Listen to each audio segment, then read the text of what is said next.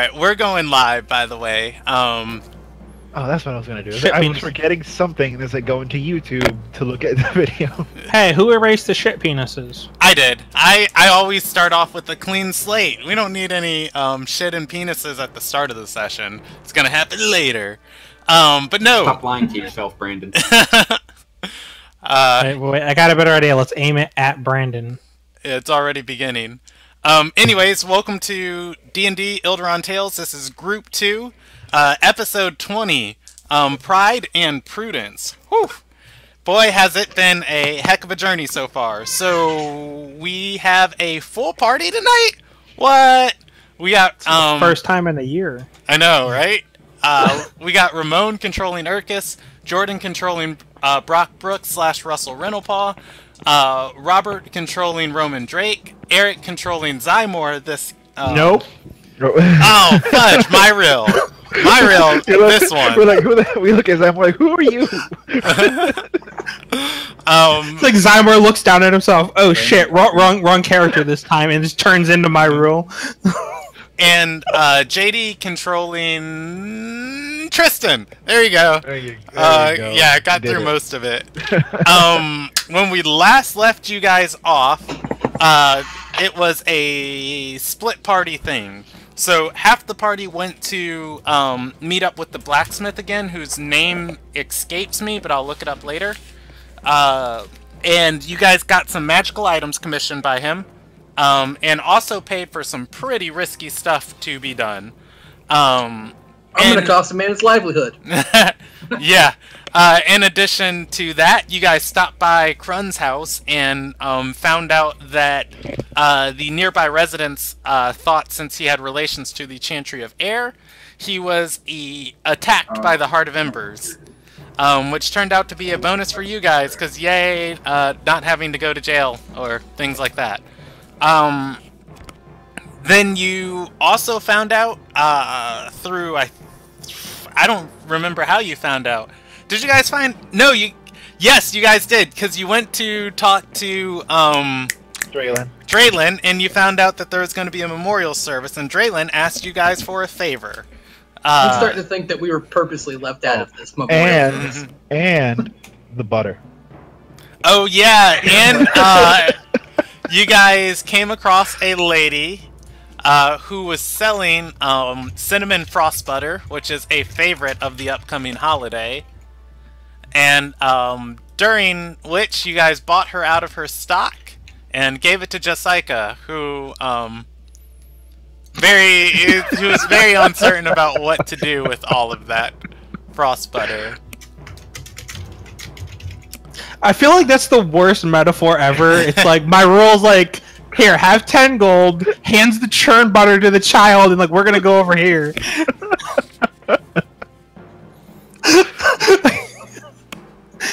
We're gonna go over here and talk about adult things. You eat that, alright? You eat that. Also, too, I have my notes of that session, but I keep the NPCs on my computer. And the card I had for her did not save. So if anybody remembers that NPC's name, can you message it to me? It's the only thing I don't have recorded. Then did we ask her name? I think I did. Yeah, I think my role was the only one who got it. If he didn't get it, then I'll just make her up a new one. I did. I just don't remember. We'd have to go back in the log to find her to watch that. Yeah. I kind of zoned out. Then, whew, that was the last of what the party did, was agreed for a favor, then met back up at the manor. And then during the day, Brock, went out. He tried to find more leads on these Earthfire weapons, and connected with Orancina, the woman who's been watching over the Kalkin house. And got in contact loosely with the Silver Sigil. Found out Orancina has a terrible drug problem. And yeah, I know, right? And then I think oh fudge! I was supposed to prepare content for Nudish Wriggleby, so we'll just wing that tonight. That's gonna be good. Decided to talk to Nudish at the memorial, and headed back to the manor with Career. So that's where we're gonna pick up where we ended last session with the whole party together and discussing what they had done that day. So as it stands right now, I think you guys had just told Brock that Draylin was coming to the manor and that you needed a plan for handling him that included supervising. Yes, and my role had volunteered to stay in the shadows, and then we were discussing that possibility of someone using like a signal for him to go get the guards if, Draylin started anything kind of shady. Well, more shady than what he's already doing. More shady. But yeah, my role was offering to be the, I'll go get the guards and be like, hey, this dude broke into your library. Lets him in. Hey, this dude broke in. What? It's like, well, we wanted to make sure he was supervised. It was better than letting him do it himself, right? But yeah, so like that was where we were. All right. Did you guys need any more discussion on it? It is about 3 o'clock in the afternoon.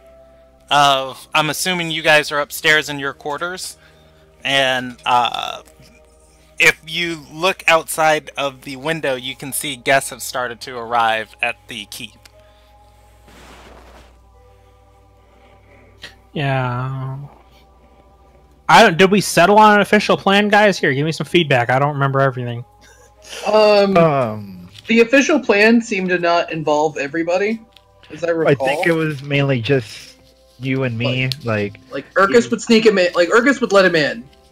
You would be in the shadows, keeping an eye on him. Yeah. I don't know if Urkus would be in there with him. I mean, yeah, I'd have to be there. But I think our plan was to figure out what he was after and then pretty much turn on him and get the guards, right? Like that's. Well, if it seemed dangerous, because I mean, as far as we know, nothing. I mean, if it's worth him sneaking into a library he doesn't have access to, it's probably dangerous. There's a good chance, yeah. So books never hurt anyone. Sure, he doesn't have access to it. Oh well, he wouldn't ask us to sneak him in unless if he could come in on his own. And it's got to be something he can't get at like a public information source in the city, which there's got to be many of. Have we considered, bringing it up to our hosts? We have not. We could also, we could inform her of the plan of what's going down. Or ask, we'll start off with, if guests request access to something like the library, is that allowed? Something like that. Try to be vague. Be crappily sneaky. Since I finally got my computer to work somewhat. Hey, welcome back. Is this conversation happening with me? Yes. You are here. You are there. Yes, the whole party is together. Alright, give me 1 second. Oh, wait, so he has to get indignant because we're talking about Draylin. Yes. Gotta get in the right mood. Just gotta repeat it. Hate. If anything, the technical difficulties have soured him enough to get this in the right area. Alright. So, anyways. Y'all are trying to sneak Draylin into the library. Why? Well, that's what he wanted, and then we're trying to decide if it's worth helping him or turning him in right now. I vote on turning him in because what did he offer? What did he offer us in return? Oh no! This is the in return. This is the in return. Yeah, he gave Urkus some very valuable information. And he asked me to try to get him in. Now, I told him I would try. Honestly, I'm in 3 groups, so I'm having trouble remembering things. Brandon, is Draylin the guy that I think of that's like a total scuzzball? Like, Draylin, we know a lot of total scuzzballs. Draylin has described like 3 different people in Brandon's name. In fact, you described one of the characters in our group. Well, that's the problem. I'm in all 3 groups, so just imagine how many more people I know. I'm just going to recap what the players know about Draylin. Real quick, Draylin has had an appearance in every group so far, or at least a name drop. Group 2 first met him on their first session. He told the party that the sage that they were partying with had been sneaking out of the capital to make long extended visits to a very powerful noblewoman in the south named Lethalia Nakart. And he asked the party to see what the sage was up to. The party went into his private quarters and found the journal that the sage is required to keep that detailed the sins of the sage, of all the different things that he was doing, and that he was being essentially blackmailed by an organization called the Silver Sigil. Draylin was handed this information after 2 different attempts, and on the sage he... there was also another note of Earthfire weapons that the sage had. Eventually later the party gave this to Draylin, I believe. We accidentally left it. Yeah, the list. After trying to sell it to... No, Jordan gave the list to Draylin. Yeah. We did not give the list. We gave the notebook. A copy of the notebook. No, the list was part of the deal when you bought Aaron. No, oh, yeah. Somehow Draylin does know about the list. I have to go back and look through the specifics. But that changed a little bit of his game plan. Anyways, the party mostly wanted nothing to do with him until they met up with him again at a tavern called Sarurcha. They were going to meet a assassin who had been parading around town as an elf, as an elf. And there was a gathering at that tavern every 5th day of elves. The party ran into Draylin there, who was meeting with a contact, exchanged some heated words. Draylin sold Aaron to Brock. Brock got mad. They almost fought, but Brock instantly thought, you know what, this isn't a good idea, and Draylin's a good guy, and I like him, and decided not to fight. Can I insight that? Yeah. And then Draylin picked up the sense that somebody was spying on him and left in a hurry. The party had not spoken to Draylin since then until Urkus went out to seek information about the condition of his soul. Okay, and that is where Draylin was told, where Draylin asked Urkus for another favor. He is the party's first quest giver. Okay, so at this point, my character can surmise that he's kind of a shady individual, but he quite often has useful information to us. Yeah, I mean, it'd be dependent on, if the party wanted to share that all with you, but from the way they're discussing it, it's very easy to put together that, oh yeah, he's helpful, and also he has his own goals. I mean, I'm a charlatan. You don't play a player. Yeah. So, alright. So, now we just have to weigh how important is the information he gives us to whether or not we turn this bitch in. Well, he already gave us the information, essentially telling Ericus about the bound and all that. I understand that. I'm talking about in the future. It seems like he's a reoccurring source of information.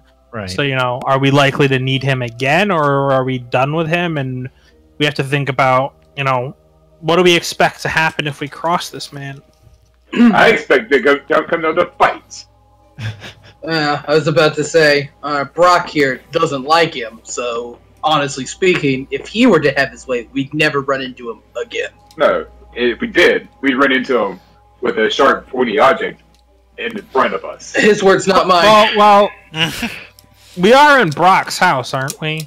Right. You're in Brock's sister's wife's best friend's house. I was going to say, if anyone's opinion mattered the most right now, this is, his family's house we're helping this man break into. His his sister's family's extended by marriage. So, I mean, in the end, we could bring it up to, I forgot her name. Anadelia? Anadelia. More Anadelia than Rachia. I honestly, the type of man, just for meeting him the one time, whatever he's after, I'm not sure I want him to have it. I am in the same boat. I am of the same mind. That I'm not sure that what he wants, he should get. No, it's perfectly fine. I'm not even. But I do want to know. No idea what you want, but you don't deserve it. Well, that's the thing. I want to find out what he's after without allowing him to actually get it. But To we be fair, don't know. all the information that he wants, we have. Like, I've already gone through the entire library. I've gone through the journal. I've gone through the notes. Like, And you have some. You weren't up during the session, but Brandon took over your character when I asked him, Brock, do you have anything you feel would be of importance? Like, have you already taken it out, and do you have it in your room to? oh, totally. I had the how-to guide to build an Earthfire weapon. Then how about this? We bring it up to Anadelia, and since we are now the kind of gestures to his red and silver attire now, technically representing her and her interests, offer to deal with the situation as she has the memorial to deal with on her own. Yeah, see, she's fit, or if she wishes But to leave it at to least- us, we'll handle it. At least let her know what's going down so that it doesn't look like we did stuff behind her back. Right. I mean, She did I'm offer us perfectly a fine. home. I'm perfectly fine with telling her what's up and then trapping Draylin and stabbing him in the back. His words, not mine. Also a fun fact. No, I'll just say it right now to the party that if you don't do that, I'm going to do it without you. I told Since him. you decided to tell me everything that you were trying to do, whether you decide to not go tell Anadelia, Anadelia's going to know. Is Draven a slave owner? Yes. Alright, let's fucking stab him in the face. Fuck the back. I am full hog in agreement with this. I have been on the receiving end of a whip enough times that never gets old stabbing slave masters. Brock. Cough, cough. I am not a bad guy. Brock, I am not a crook. Yeah, sure. Brock Brooks for Magnate 20 or 11-14. I mean, that's Or only run for Magnate. 10-14. There we go. Look, I think we need to tell Miss Anadelia. Let's You talk to don't- Anadelia and we'll see what she suggests, because she might have more input than we do. We're all in agreement. Let's go ahead and tell her then. Don't run amok up the captain on your ship. Well, I understand Tristan this is have a any house. strong feelings either way? I mean, yeah.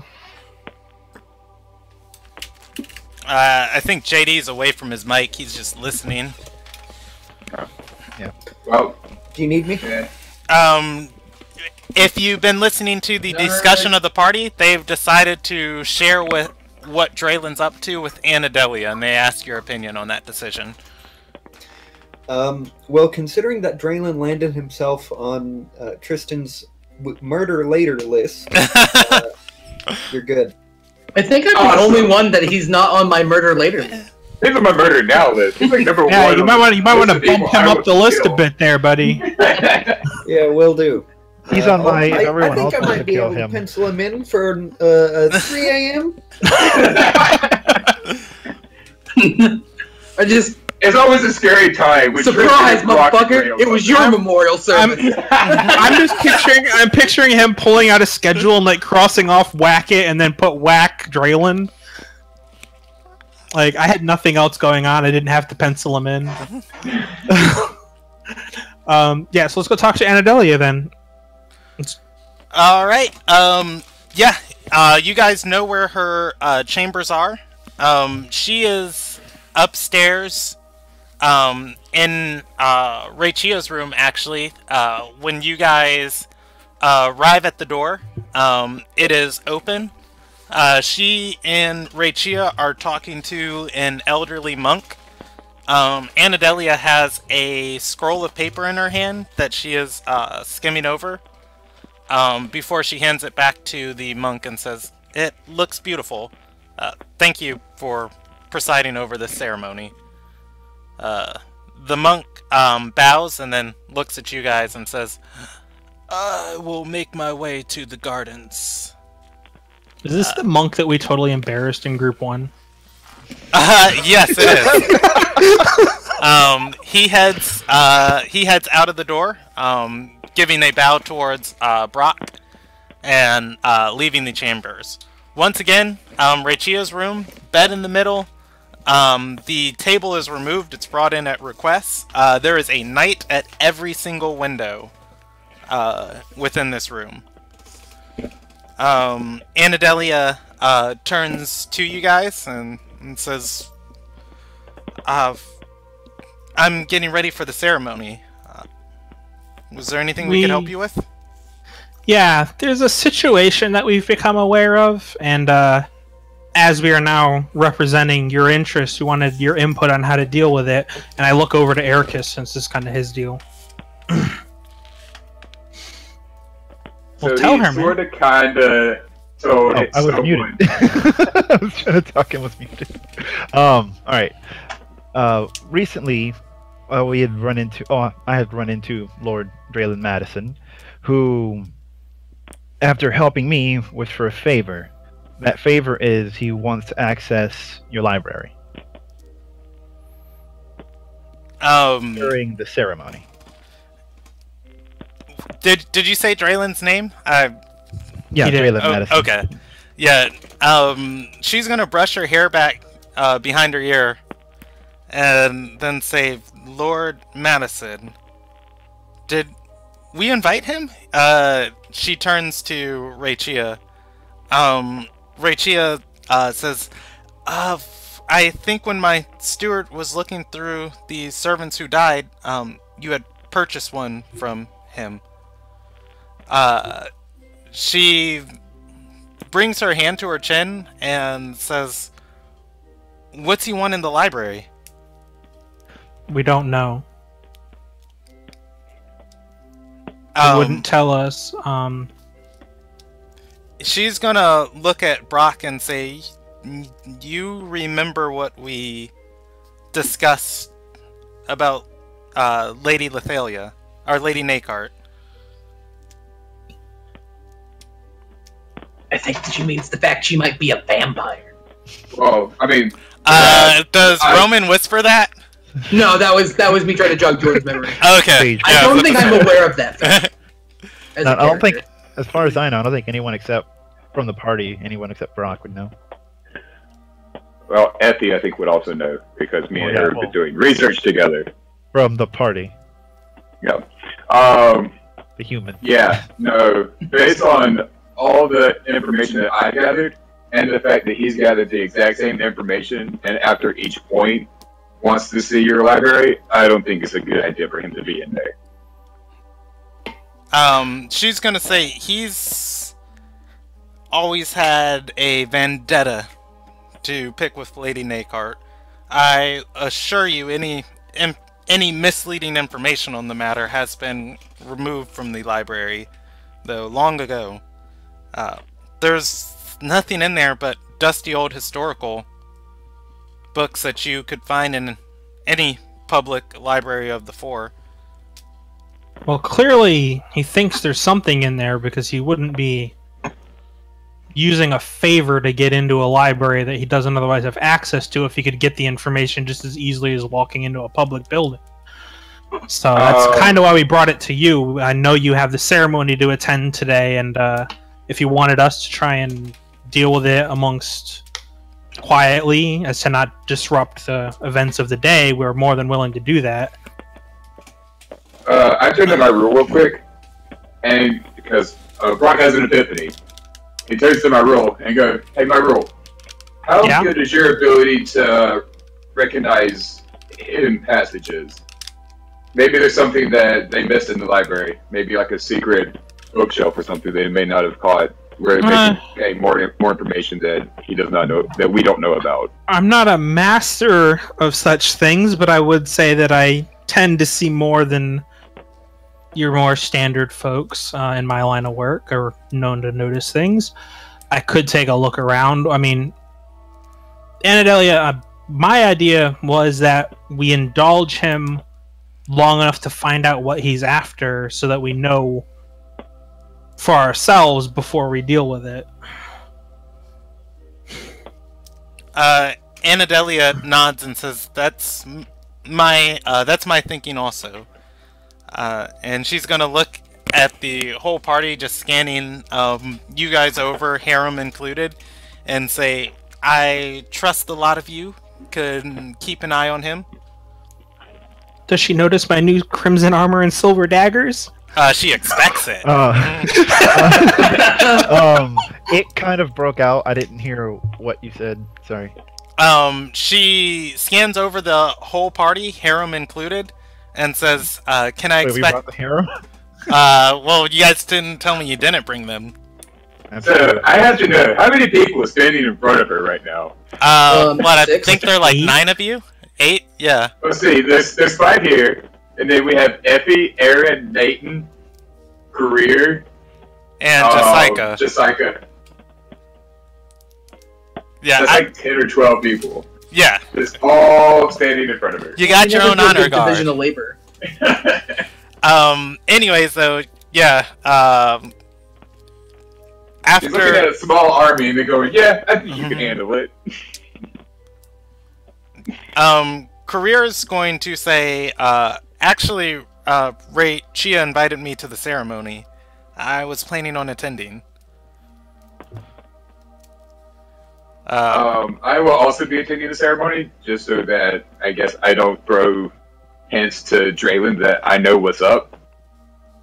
Because I promise you, if he didn't see me, he'd probably think, where's Brock and why is he not here?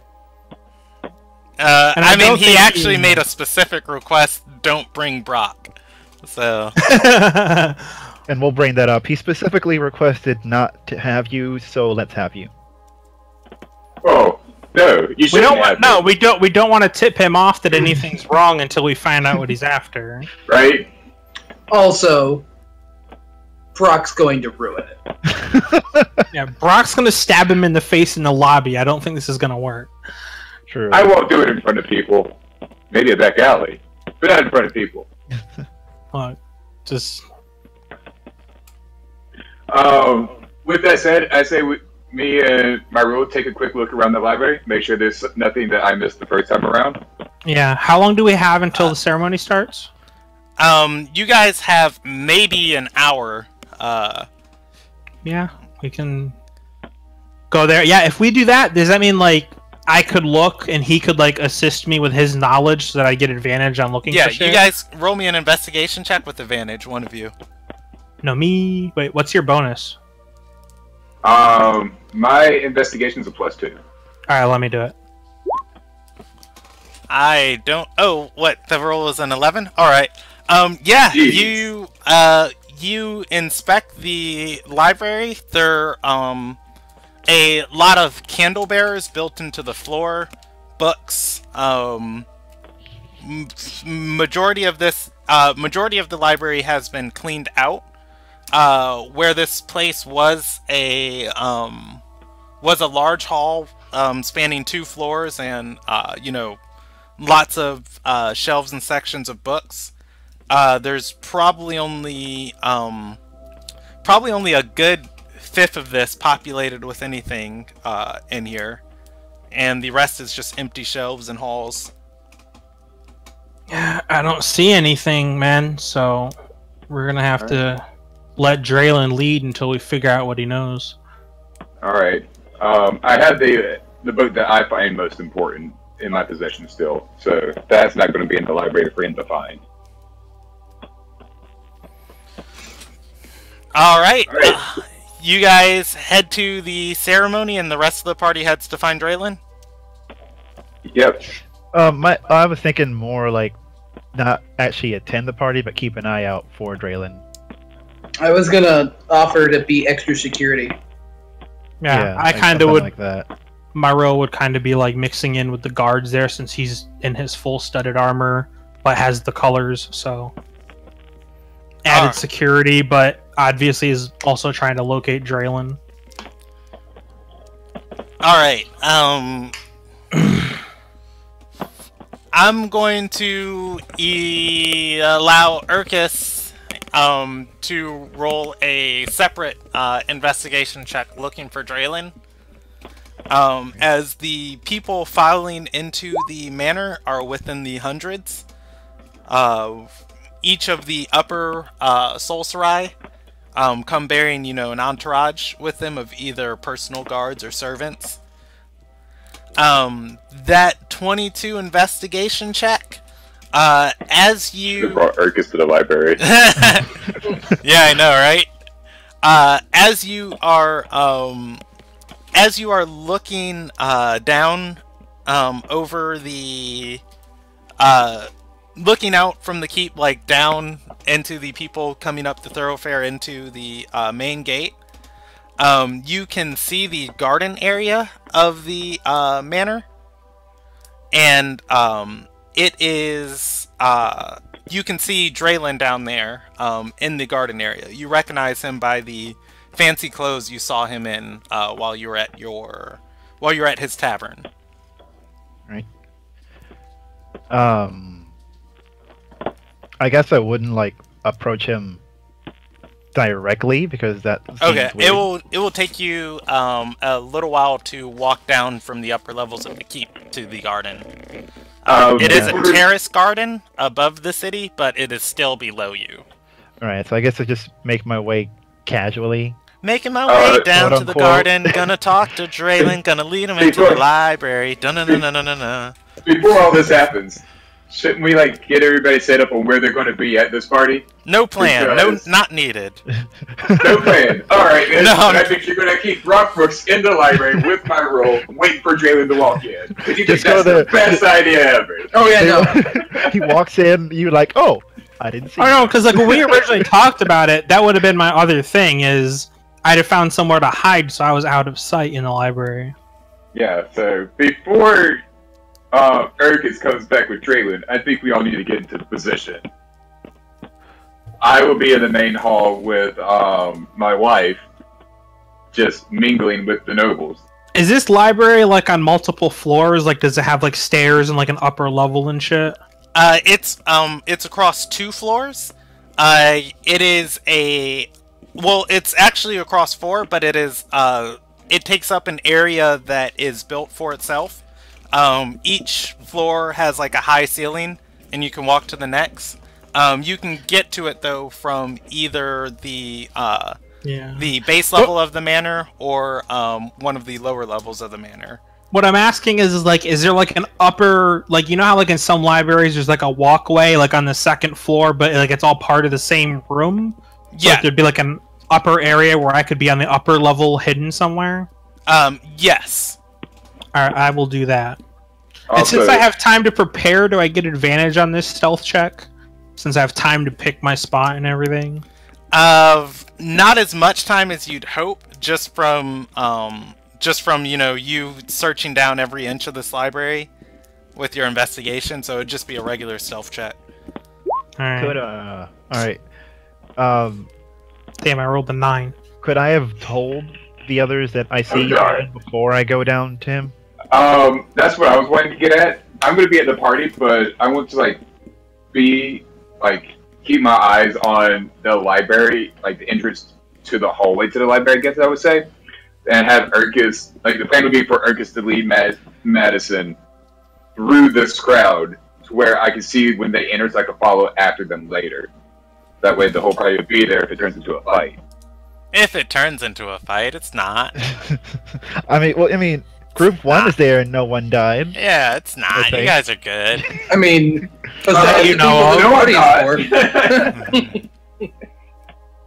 I'm for my own good. I thought we were gonna have to kill like 50 guards on our way out of there in Group 1. Like, who was it who walked up to some grieving woman and was like, some of them cried? I was like, the fuck? Yeah, that was the druid. Yep, that was Woody. And she's just like looked at him like, how the fuck would you know? I saw that part on the stream.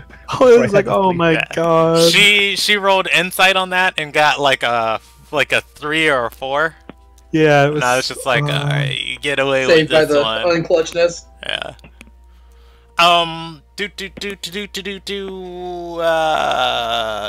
Asking if you can relay that information to the party. You can, as they are leaving the room. Not Brock and Myrule. As you guys headed off immediately to inspect the library. One last thing. Sorry, I forgot about this since we got all over the place. Brock, are you having all your slaves just out there? Like walking around? Because are you sure you want I'm a pretty really sure. rare looking one out there? I'm pretty sure that So I would there have. was a family meeting of sorts. All good? I'm pretty sure that I would have Aaron and Nathan, like both of them, organizing my sock drawer, and also tell Aaron to keep a close eye on Nathan and make sure she doesn't pocket anything from said sock drawer. She's gonna find out if you're a drug addict. She gonna know. She finds the marital aids and is like, oh. Okay, She finds a harp and she's like, it's worse than I imagined. He's addicted to show choir. If only I have a brag. thank you very much. Because I was only remember the Brockism in the first place when we first met Draylen. Left the book in the room. She finds his stash of little blue potions. But alright, just retroactively asking Brock that, making sure like they weren't out there where Draylen could see, and ask where this person that's not normal comes from, you know. Alright, so Brandon, you were saying that I guess after Brock and Myro left, Irkus would inform the rest that he would have seen Draylen in the gardens, or is this after that? It was after that. You've been Okay. sitting at the window like a bird on the perch. With just my looking. bird. Yeah. I mean, I imagine Irkus as a ranger has good eyes. He eats his carrots. As a Ranger Elf, I'm assuming he has good eyes. Specialized. Not a special just like us. She can't see out the window. It's too high for You gotta get her a stool. I was like, someone carry her, lift her up by the armpits. her.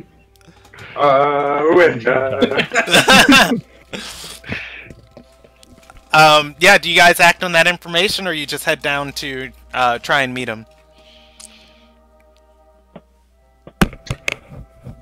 Well, as I said, I will once I see him and let everyone know. I would try to casually make my way to where I last saw him. All right. Anadelia is also going to leave, taking a different route. She says, "I'm going to talk with the security and make sure we have some guards in that portion of the keep for you guys." And Hopefully, there's no need for them. she holds out her hand. Rachia takes it, and they leave out the chamber.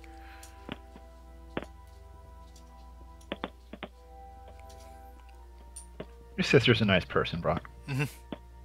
I'm curious which was the female in the relationship and which one was the butch. Both of them are female. It's 2017.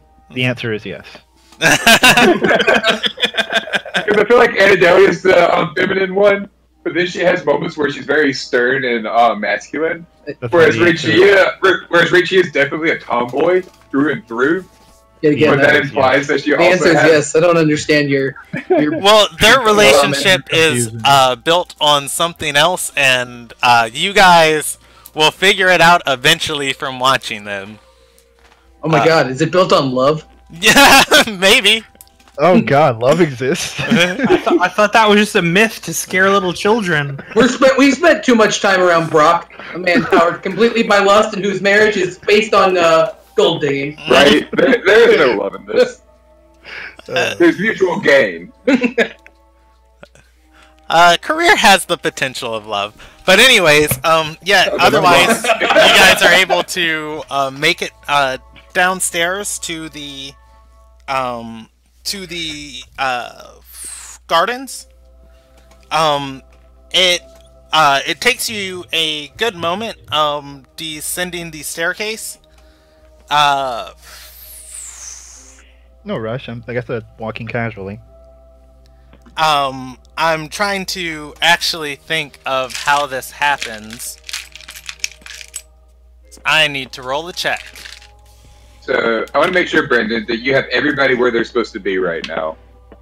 So who's all with Ergus? I mean, as far as I know, I was going on my own. Yeah, See, this is why I needed to ask. yeah. Urkus is headed down to the gardens.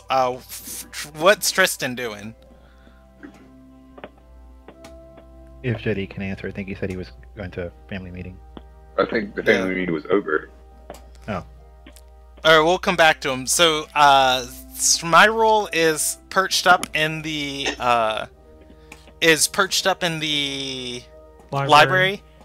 Alright, and Brock is leaving the library with Career headed to the ceremony. Career should have already been at the ceremony because she said she was heading out first. Okay. So I would be going to meet her at the ceremony. Alright, she will have a spot waiting for you, and other than JD, that's all the party members. Hey, what about me? Oh, yeah, Well, what about Roman? what's Roman doing? Well, I guess first I'd ask if Urgus wanted any backup. As far as I know, I don't. Hopefully I don't, but if you wish to come with me, I would not mind. Yeah, I don't trust Jalen as far as I can throw him, so I'll be with Urgus. And he That's seems like a funny good guy. because you were saying earlier that you're the only one who doesn't hate him. Man shading! I don't have a reason to think he's gonna kill all of us. But you'd it's not prefer like to he keep wouldn't in it. sell us down the river. He gave me You don't have to hate him to distrust him. He gave me a Right? bad touch. Like, He put his arm I around don't me. necessarily want him dead. That doesn't mean I want him around like kids and the Show elderly. me on the doll where he used the chill touch. Everywhere. Alright, so we've got Roman with Urkus. So we still got Jessica and Tristan. Yeah. Nathan sorting socks. Effie has no interest in a memorial. Didn't Remind her that me and she's Effie dead. decided she was going to go... Oh yeah. She's waiting for Effie is waiting for the silver sigil. Yep. So that's the whole harem dealt with except for Jessica. Who's tagging along with Jessica, or who has Jessica with them? Oh Well, damn! I I thought think- maybe I should be palling around with her. She's got to deal actually- with her parents. I think just like... Oh, Oh, I yeah, don't what know if- about that. What? Didn't she decide she was gonna stay out of the way because her parents were gonna be there? I thought the decision was to talk to them. I fully support that confronting decision. Yeah, I think... I feel like we need JD's opinion on this one, as he's like the pseudo father figure, as it is. Yeah. Screw JD for not being here. Sorry, people have Okay. been trying to talk to me. There's stuff going on. Sorry. What's going on? JD, I have a brief insight into your situation. If you need to take the evening, I can control Tristan if you want. No, it'll be fine from here on out. Okay. I'll probably send you a message about that on Facebook later. The current discussion is who is going where. We have my role perched up in the library, waiting to keep an eye on Urkus and Draylin. Urkus is headed to greet Draylin. Roman is accompanying him. Brock is heading from the library to the ceremony to meet with Career and attend the ceremony. Tristan's on for the ceremony. Okay. And does he bring Jessica with him? That I was the assume current that discussion. we can just kind of truncate the discussion into do what you want. Okay, what do you think I should do? All right, well, follow me then. Yep, there we go. Good summary. All right. So we're gonna handle this in parts. So having little interest in Draylin, Tristan's going to arrive at the ceremony early. As he gets there, he's going to I'm actually going to just roll you a check to see how expediently you made it there. He's going to show up as Draylin is leaving. He would be finding a seat, and as soon as he's within the seating area, he would notice Draylin walking back into the keep, out of the terrace gardens. I guess. Oh, go ahead. I turn to Roman and say, I guess we follow him. Don't have much choice, do we? That's one part of what happens. We're gonna just keep going through everybody. Quick question: did he have any his slaves with him, or was he just on his?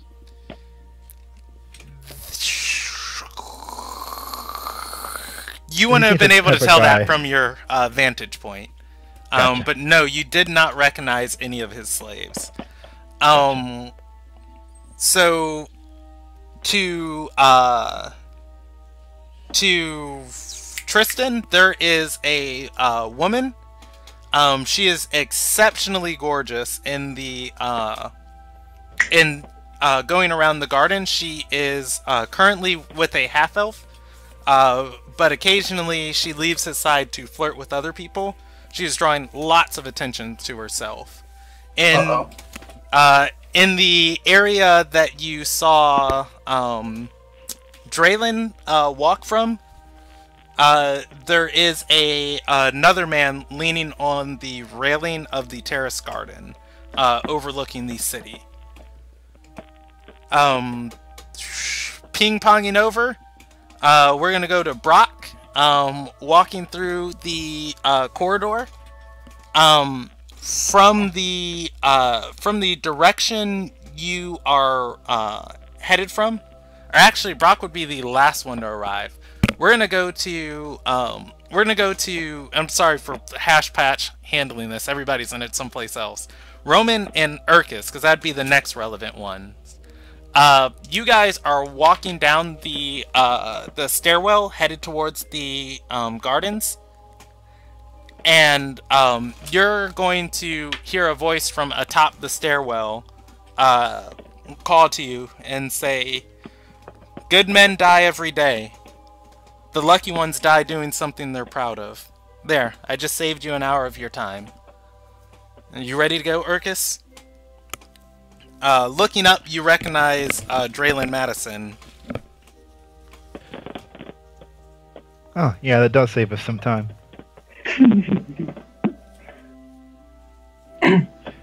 I'm ready as you are. Does he always wax poetic when he tries to get people's attention? I have no idea. People die every day too. Keep that in mind, Draylin.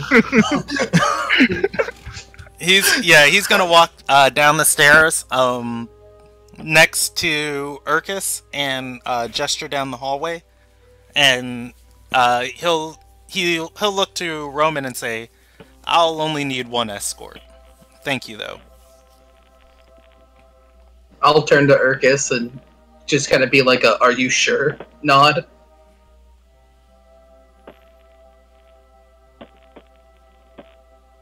Did I cut out?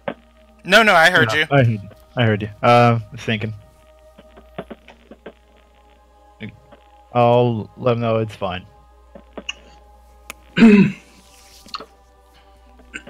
I'll kind of just shrug then, and then turn to go back to the party, as in the memorial service now.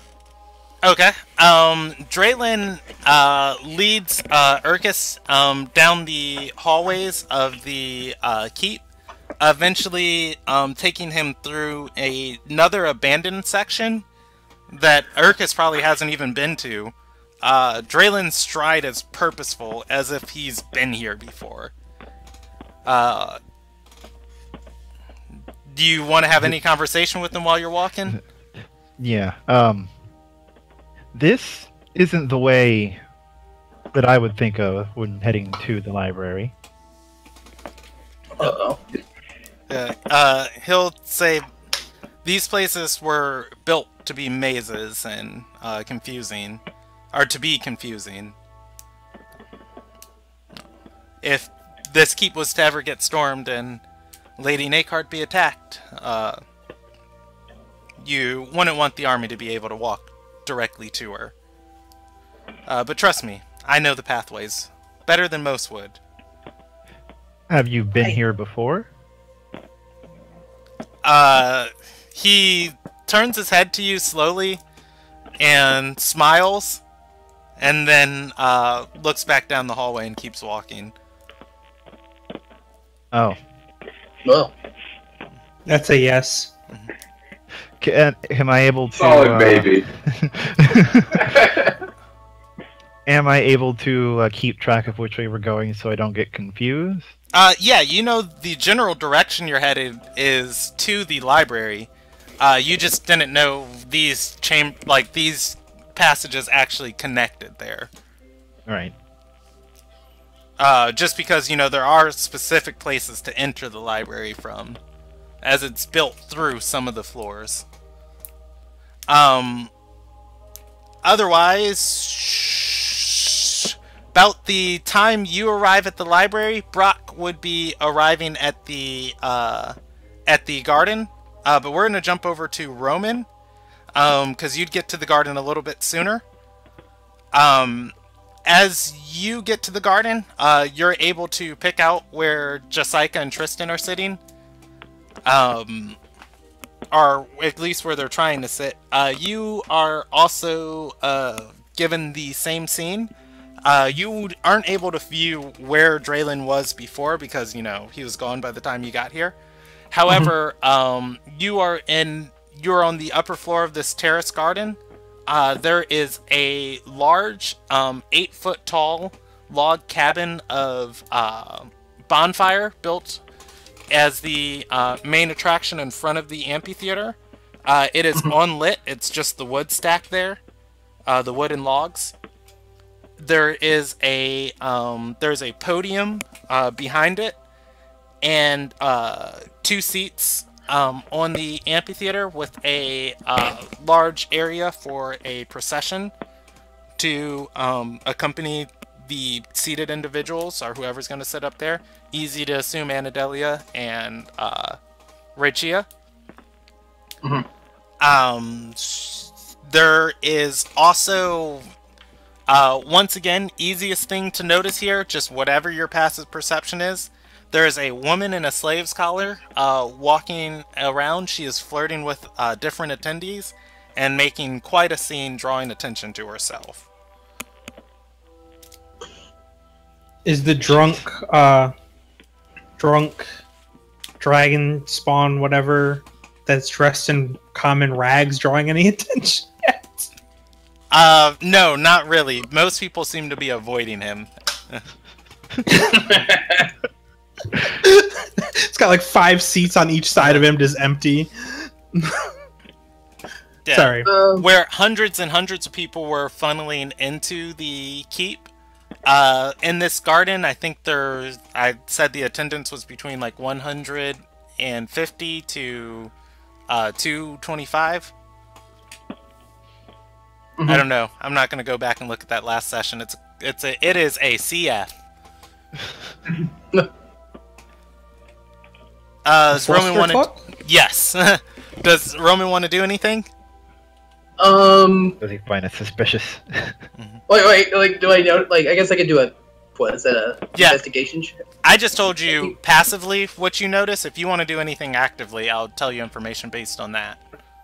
So that'd be an active perception check, or? Well, what do you want to know first? Yeah, I know. That's like, I guess. So if there's that woman with the slave collar. How far away is she from me? She is in the middle of the seated area. She walked away from her from the, or rather, no, you didn't see who she was originally with. She's just in the middle of a seated area. She has a group of guys around her, and she is paying them all equal attention, or at least trying to, before eventually she bursts out into song. Well, okay then. Is it obvious who owns her, or is she just like owning this room like somebody owns her? She is dressed in green and silver. You recognize it as Draylin Madison's colors. That makes sense. Personable, pretty lady in a slave collar. Of course he owns her.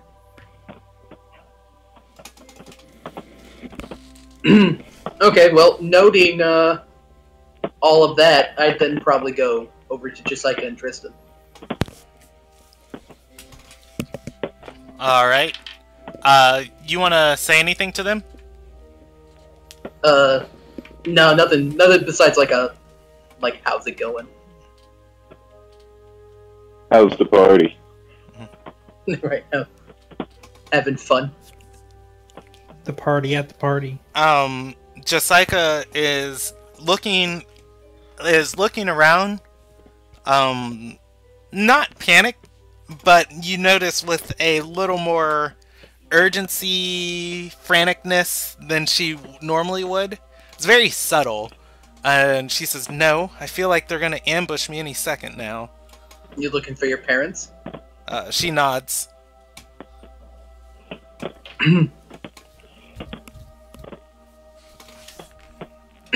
Well, she respectively rolled a 1 and a 3 on perception checks.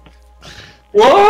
I know, That's right? not just like a... Which is no, still like a right? 14 for her, but With their special eyes. I mean, the problem is I don't know what her parents look like, so I mean, I'm looking for an adult version of Jessica.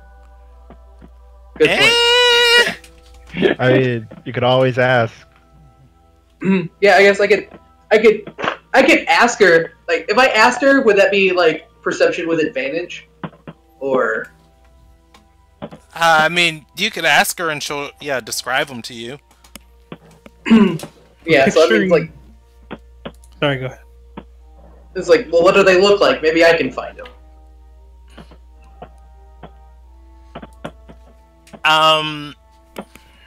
She is going to say, oof.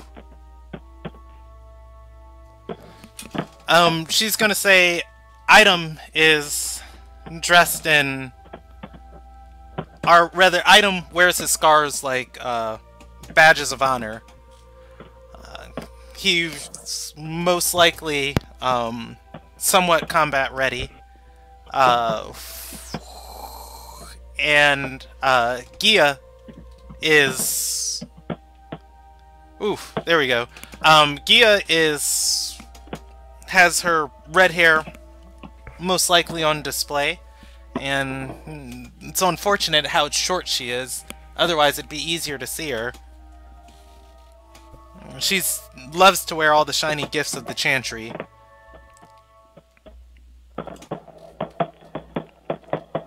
Okay, so noting that, I would look out and try to pick them out in the crowd, which, that sounds fun. Yet again, that's a perception check, or is that an investigation check? I will allow you either. Investigation, you can get up and ask people if you've seen people like this, or, you know, the Soul Heart family. Perception, from your vantage point, trying to spot them out. I'm gonna go with perception, if only because, you know, it's a wisdom check. Believe! Because he's lazy, he doesn't want to move. Stupid nines. Yeah, 14. You're able to pick out a couple redheaded females from where you're at. There are people in small groups. There are 3 areas to this event. There's the amphitheater up front with the podium and the fire. Then there's the seating area in the middle of the gardens where you guys are at, and then there is the back area where there are groups of people standing and talking. Looking from your vantage point, you're able to see a couple groups of people mingling, and a couple redheaded people among those people. However, you don't notice anyone decked out like Jessica would have described.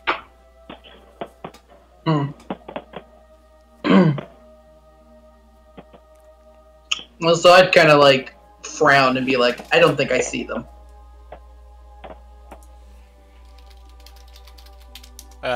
Jessica's gonna just grumble and say, that means they're might not be here yet. Well, we can always look later.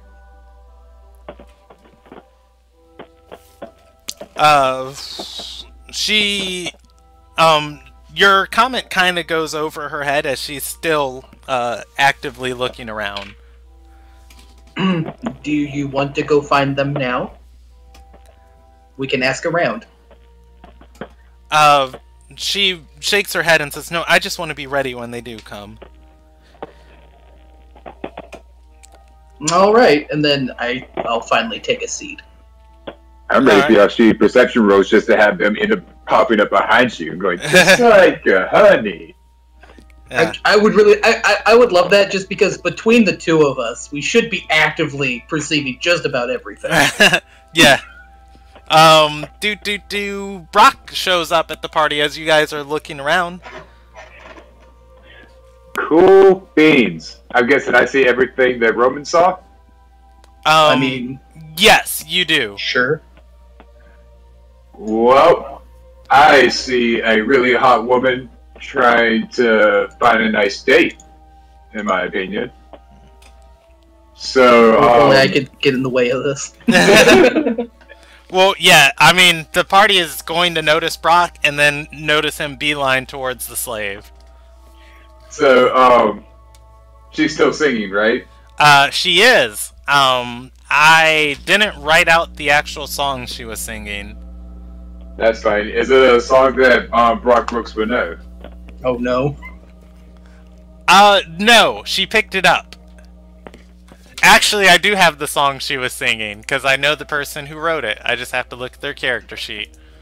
But no, she picked it up and she is singing it now. It's kind of depressing, but the people around her tend to be shrugging off the lyrics and more so enjoying her performance. Okay. Is it a tune that I can pick up? Because I'm going to break up my lute and try and play music along to it. Yeah, go ahead and roll me a performance check. It's kind of slow.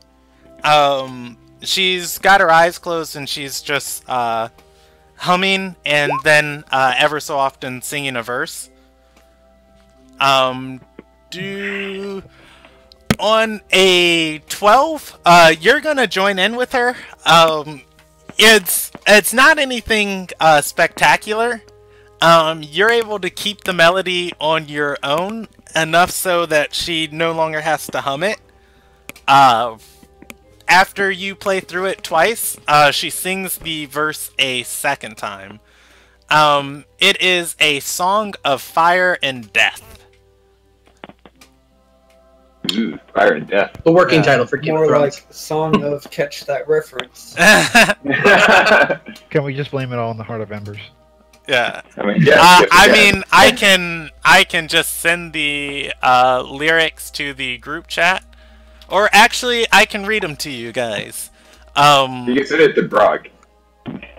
Sing it. Well, yeah, it's loud enough that if anybody tries to hear, she's like actively making a performance. Okay. But the verse goes, "Eye of the mountain, should your watch end early, surely the fire will die. The flames you kept stoked are the mountain's mother's call. Keep stoked the flames and give hope to us all."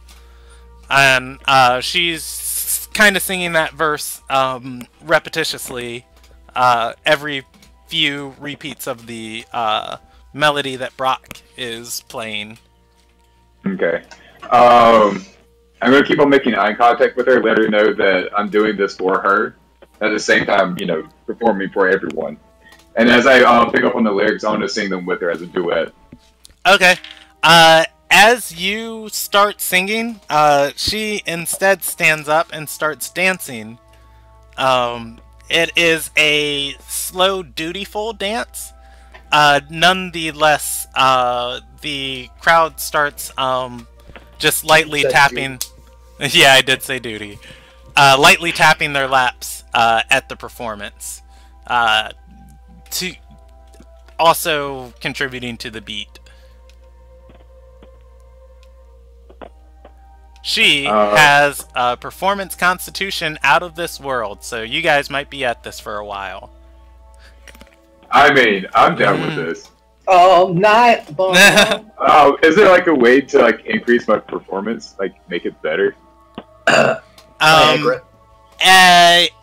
You can put expertises into it as you get them. Well, also, no, I meant like this performance. Like, is there a chance? Like, if I switched up the song to a song I know, like when I feel like her song's ending or like it can end, that's to a common song that. You can try and change the tune to something else. As you end a verse, go ahead and roll me another performance check on something you know. I'll allow you to roll it with advantage. Okay. I want to make this one still a slow song, but happier in tune rather than depressing, which sounds like the last song was. Well, you guys are at a memorial. I know, but like I said, it's still slow. It's not like I'm going from grieving to super happy fun time.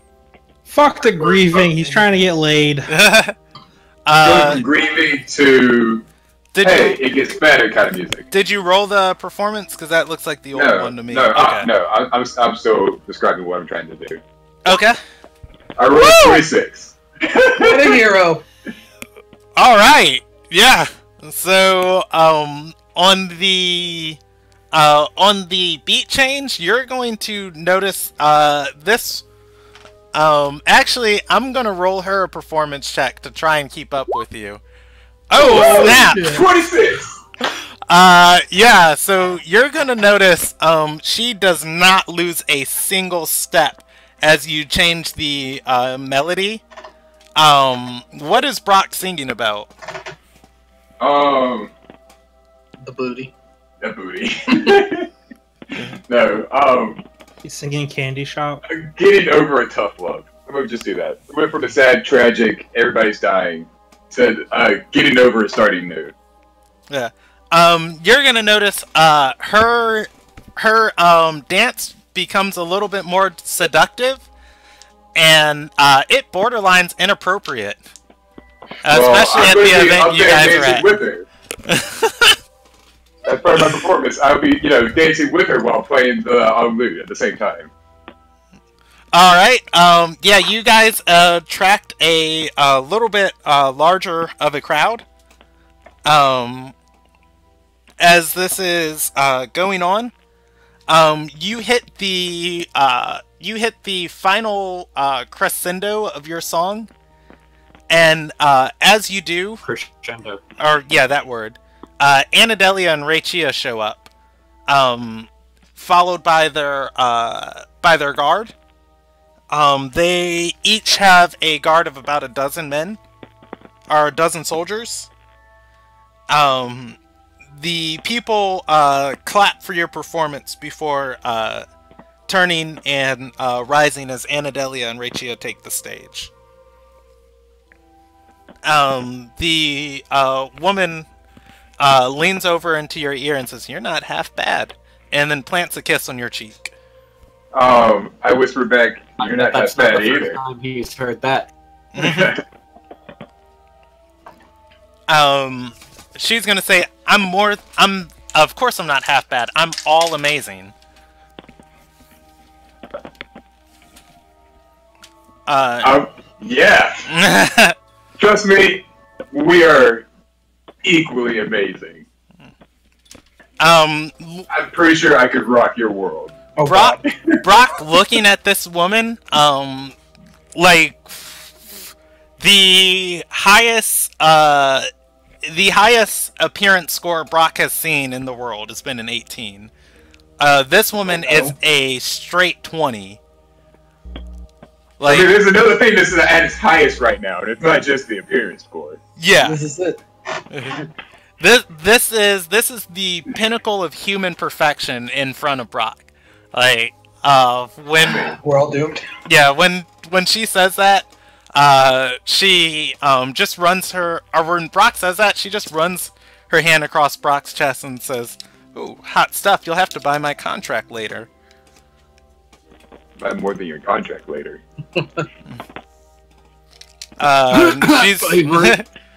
She's gonna laugh and say, "My master wouldn't be too happy at losing me, but I would not at all be sad about spending time with someone so handsome."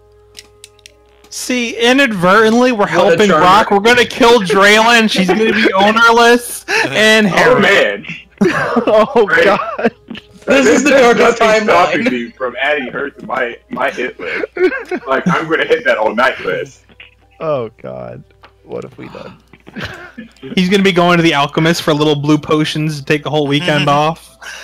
The woman walks away and blows a kiss at Brock before sitting down next to a foreign ambassador Brock wouldn't recognize.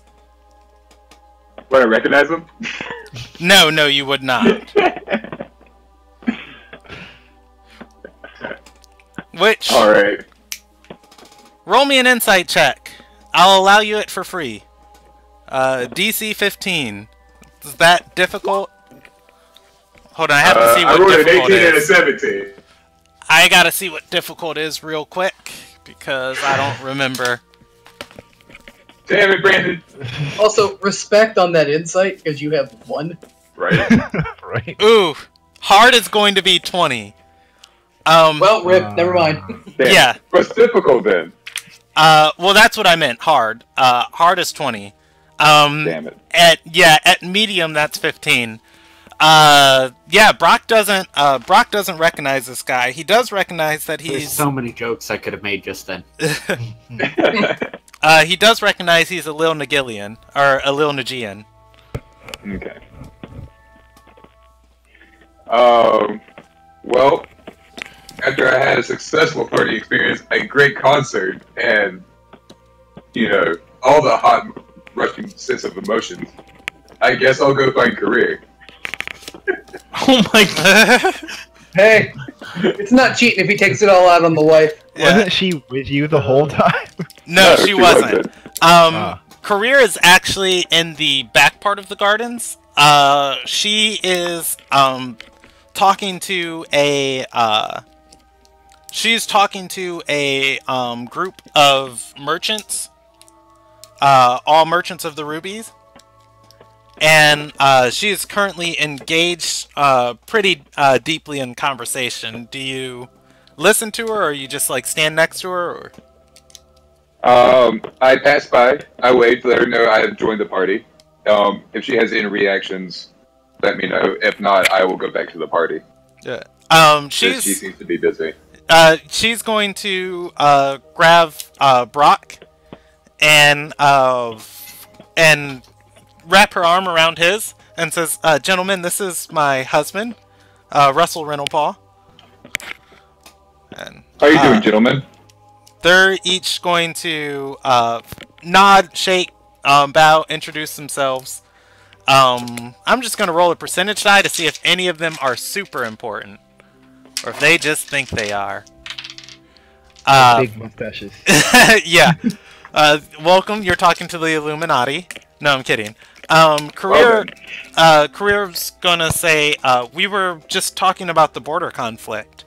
What do you think's gonna happen? We're all concerned that it's gonna be harder to get our goods from a Lil Nagai to here. I would really hate to have to turn to shipping across the sea.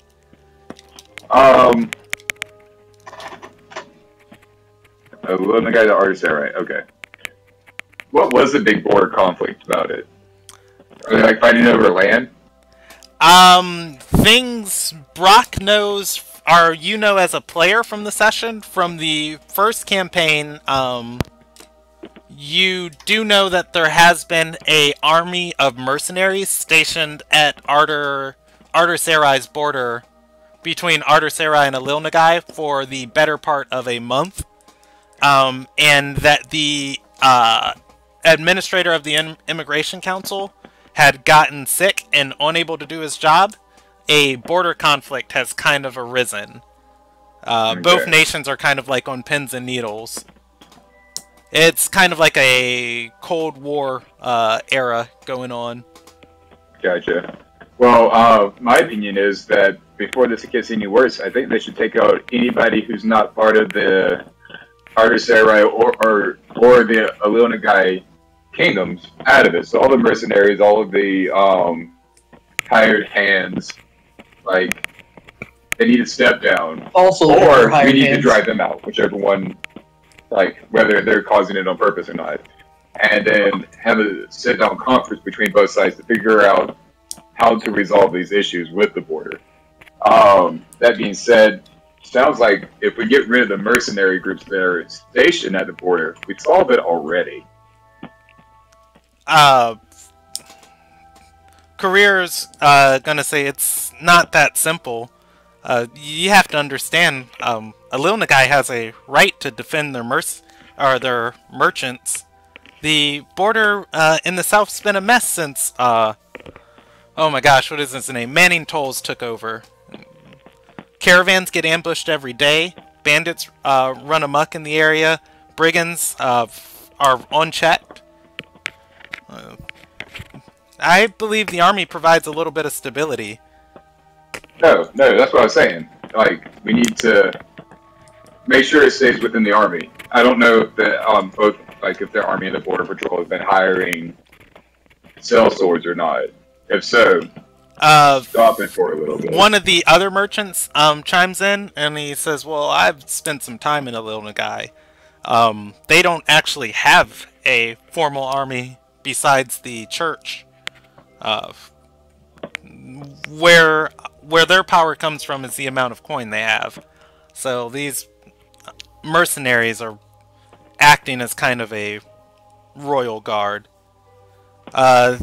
The other, I feel like that's at that point. That's the big. At that point, I feel like that's the big issue. Like, a Lilanek guy needs to set up a formal army rather than keep on hiring sellswords. If you have the money, to pay your own people to fight for you. Make a Lilanek great again. We need to build the cannons. Yeah.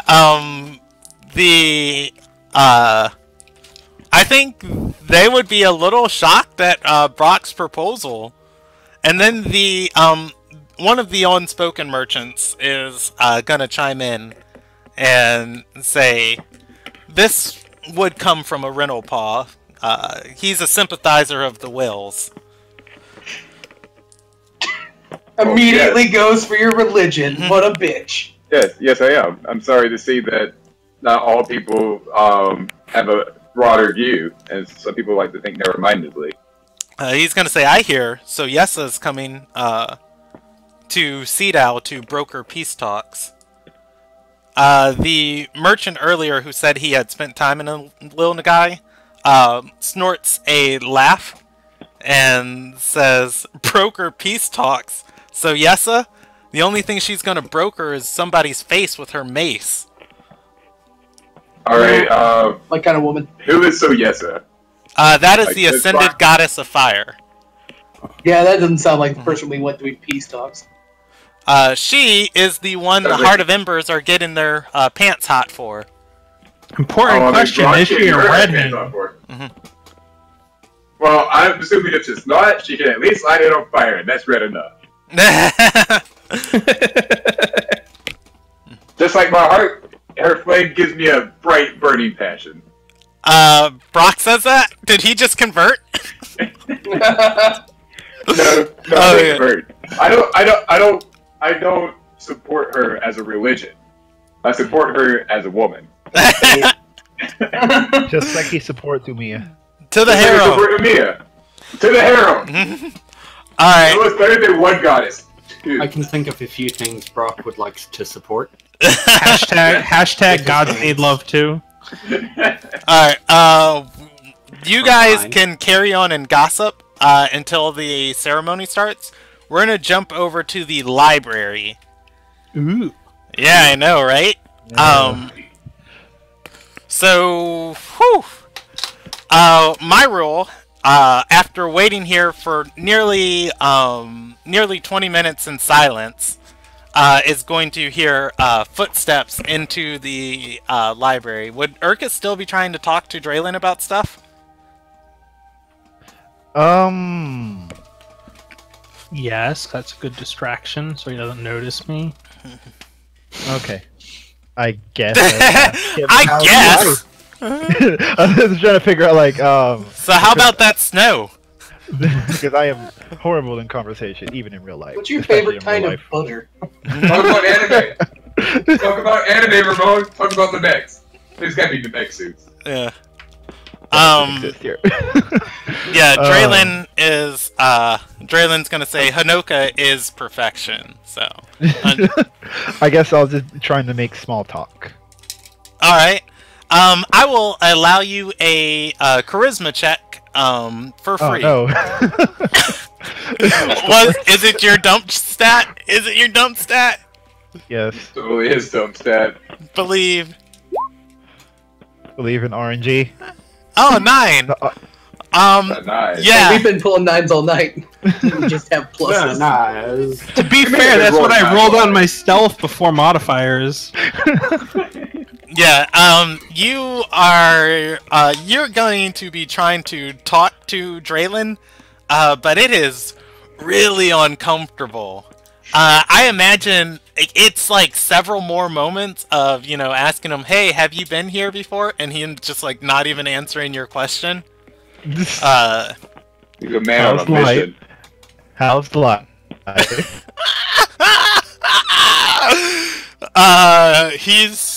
He's gonna look at you on that one and just roll his eyes and say, "Peachy."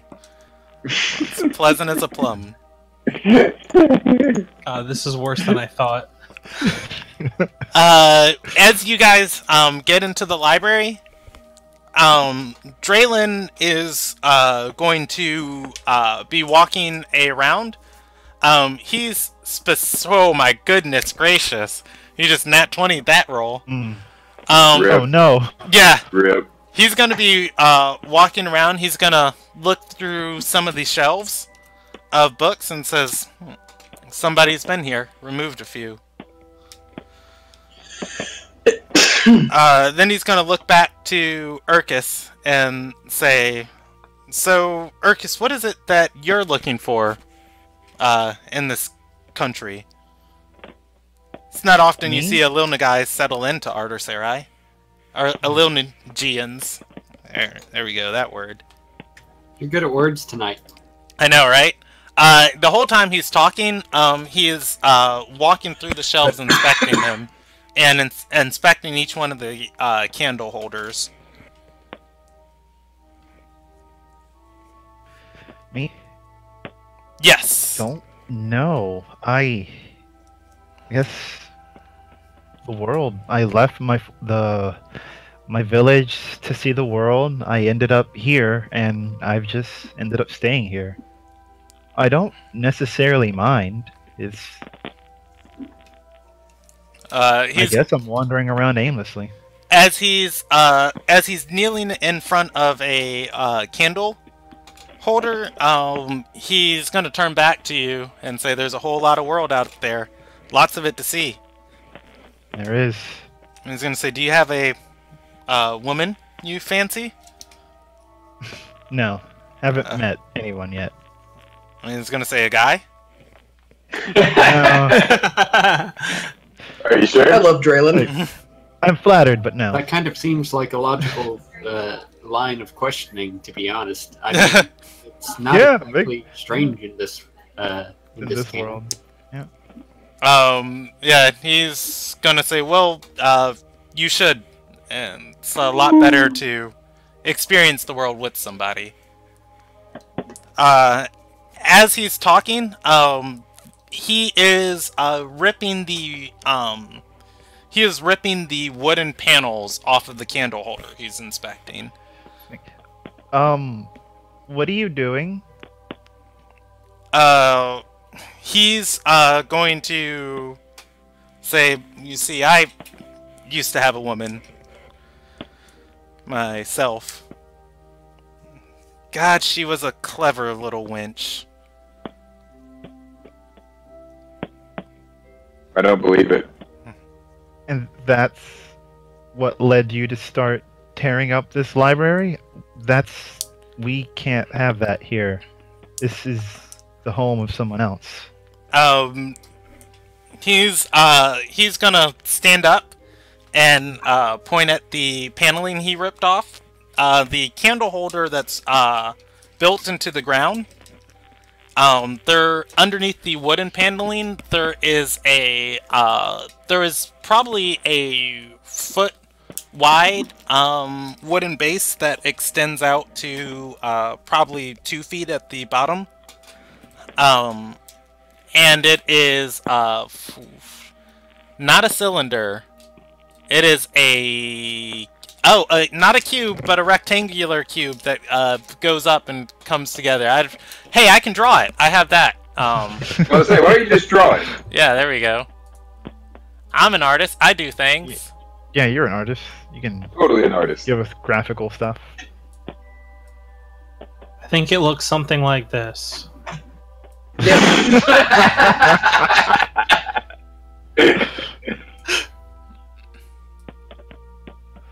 said it was a rectangular cube, not a cylinder.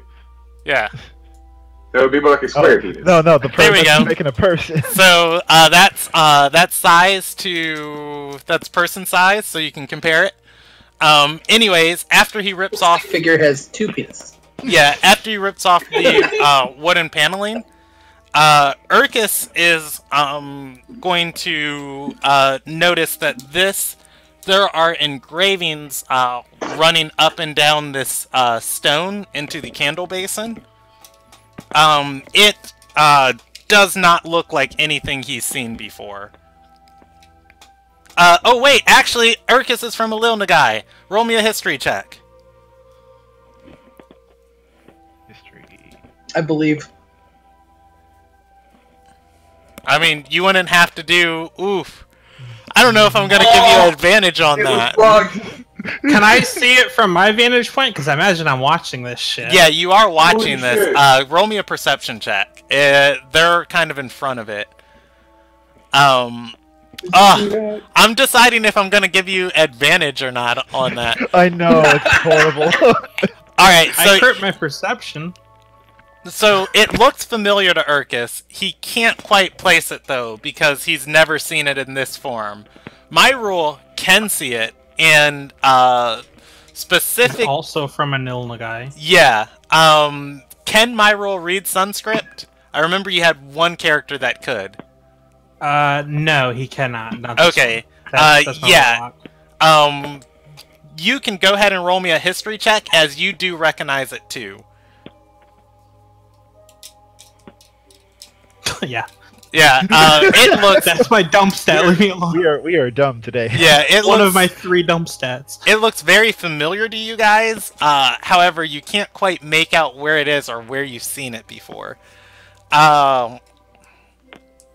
Draylin, as he steps back from this paneling, is going to... Ooh, do I have any... There we go. This is what I want to play. As he steps back from this paneling, he's going to say, I'm not tearing up anything. I'm revealing what always was. And He does always wax poetic when he gets dramatic. Yeah. He's gonna lick his fingers and grab the flame of the basin and smother it before pushing all of the hot wax out of it with his hand. It does not seem to hurt him. Of course it doesn't.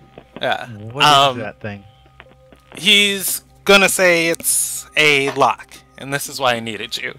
And he's going to pull out a dagger and flourish it before offering the handle towards And Urkus. stab you. And say, if you'd be so kind to cut your hand and just give it a small drop of blood. That's all I need. I'd I feel like that's a trick, because why won't he just do it himself? Right. Mhm. Okay. So I'm gonna take a step back and ask him, like, why don't you tell me what that is first, and why you need me? Well, this is going on. Can I be creeping along the upper level to get, like, above where they are, but still out of sight? You can. You're going to be moving on your old stealth check, though. It lasts until somebody detects you, or until you know Okay. somebody's detected you. Okay, well it's 18, so I would be doing that. Yeah. Yeah, you can move to above where they're at. What did Urkus ask Draylen? It slipped my mind. I asked him, like, why don't you tell me what it is, what that is, and what you need me for? He says, Urkus, you seem like a good lad. I just need a drop of your blood, and that unlocks a sealed chamber. And then your role is done here. And our exchange will be even. Stranger danger! Stranger danger! That doesn't answer my question. He's going to say, well, what was your question? Because that sounds like it answered it. I need you to open that door. But you didn't answer what it was. You said it opens a door. That does not mean anything. That's extremely vague. I want to know specifics. He says it's this is a piece of technology stolen from a lost civilization. I don't know how it works, but I cannot unlock it. You, my dear boy, can. And why is that? He's gonna just roll his eyes and say, Urkus, I don't want to have to do this the hard way. We've helped each other in the past, and I believe we can continue to do that. You asked me to get you into the library. I got you into the library. That was the deal. You're asking for something more. He's gonna say, look, can I confide in you?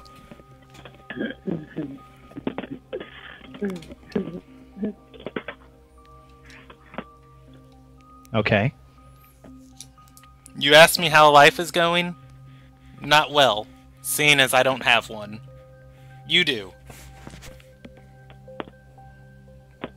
Your blood works. Mine does not. Fuck. He is a Fucking zombie. Terrai. Are you Oh my god!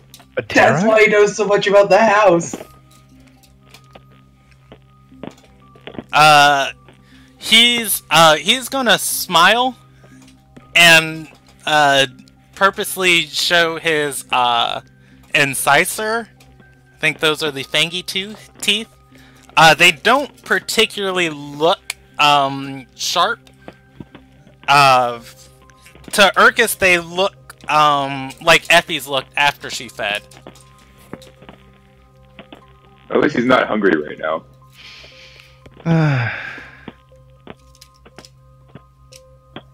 And Erkus doesn't And know what he's- was. Hold on, let me. He's gonna gesture again to the basin that Urkus is holding the dagger over, and say, "Just one drop, and I'm out of your hair. And if you don't do it, I'll draw it myself." He's gonna stab you. Yeah, he's gonna stab me. Hoping my rule helps out, please. Can I cut my hand from the upper level and just reach out and let it drip into the thing? Um, Why are you helping him? from where you're at, yes, you would be able to do that. Alright, I do that. Why don't you just... Like, I'm like leaning on the railing, by way. the way, like waiting for him to look up. Draylen has real decent perception, and as the drop, And I'm a vampire. yeah, as the drop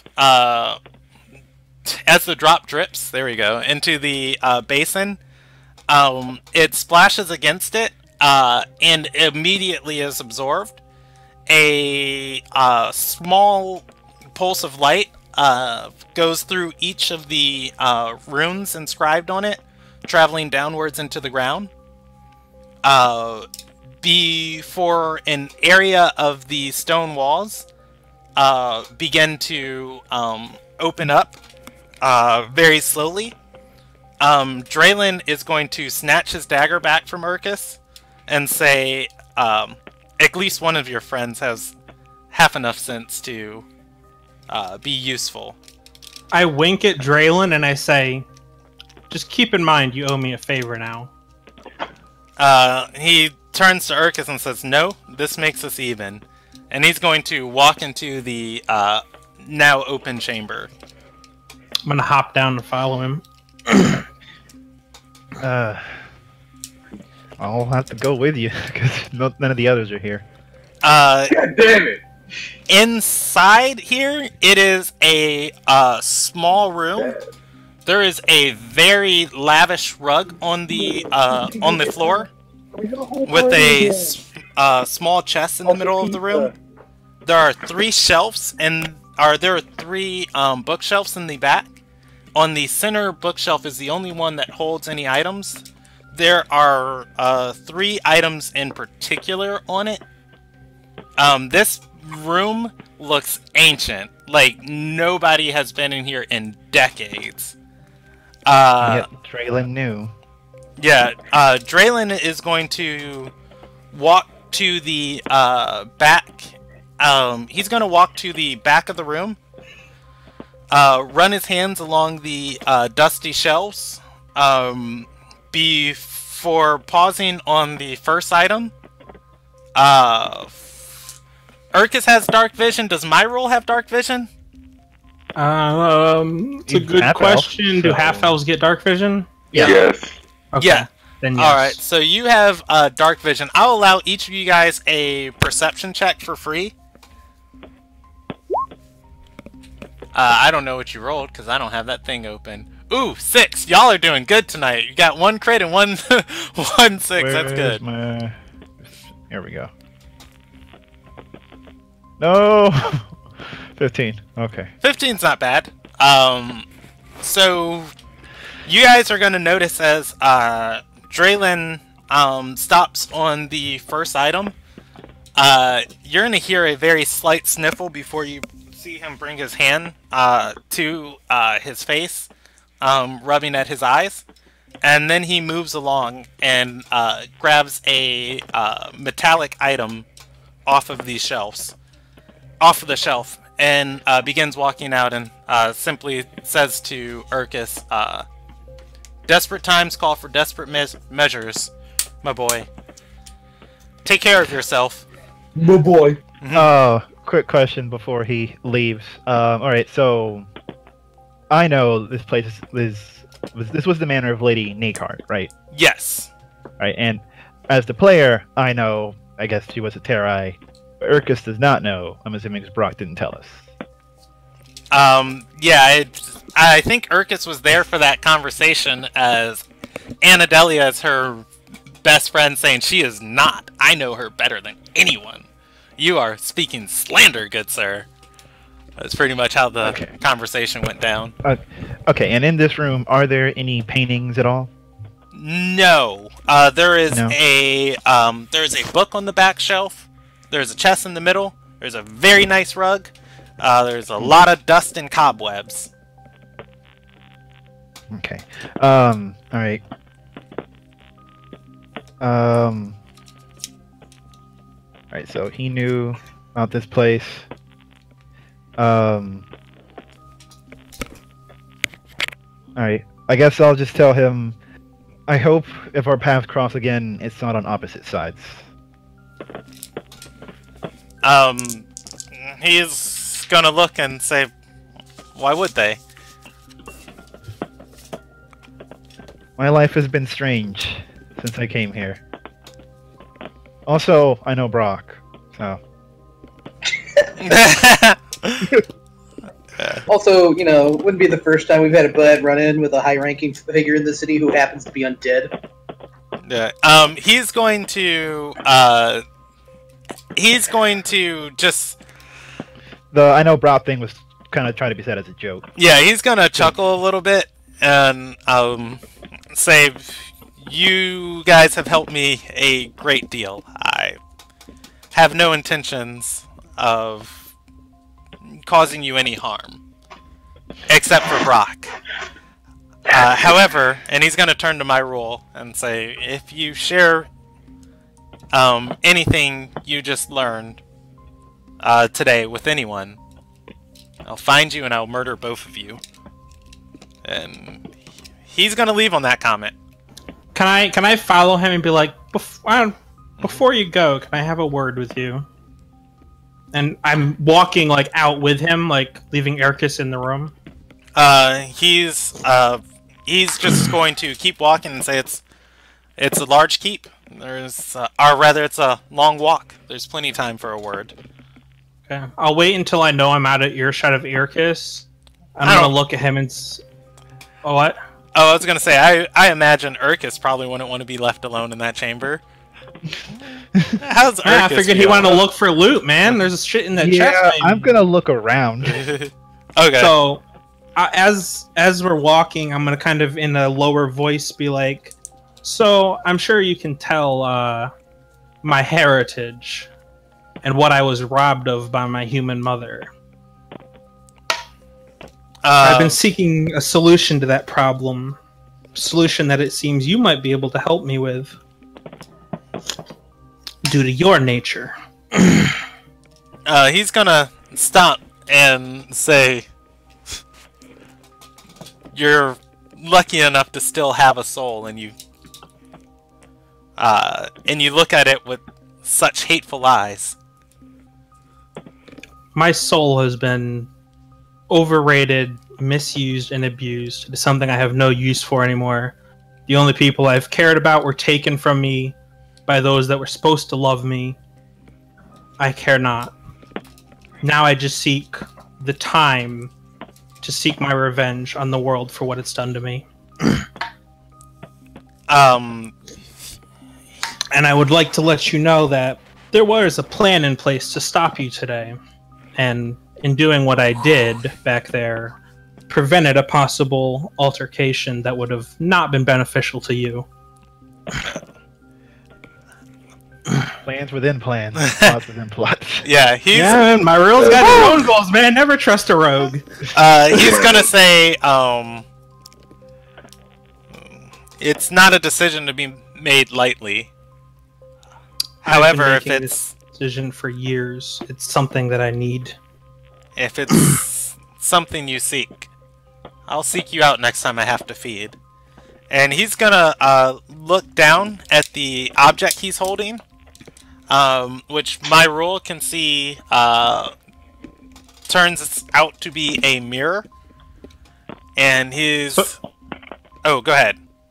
You skipped out for a second there, so I missed. You said he looks down and what? He looks down at the object he's holding that he grabbed out of the room, and it turns out to be a mirror. And he says, which might be soon. So he said he's going to seek you out next time he feeds, look down at the mirror he's holding, and then said, which might be soon. So I kind of like... I give him like a knowing look, and I go, I think this is the start of a long and fruitful relationship. He nods and says, we'll be in contact. All the while still walking.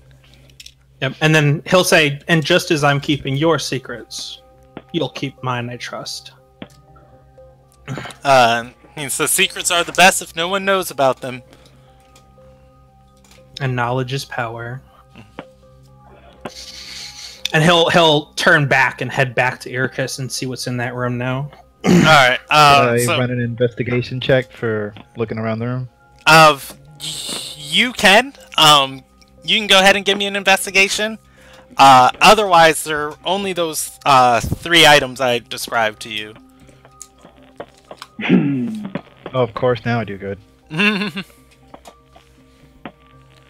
Oof, that is a really good check, man. Yeah, I know.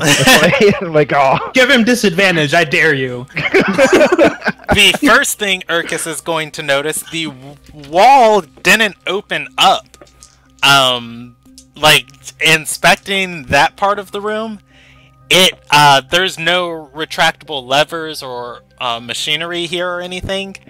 The wall reshaped itself into itself.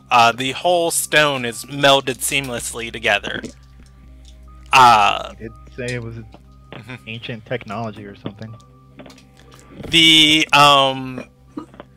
Let's see. The other thing you're gonna notice is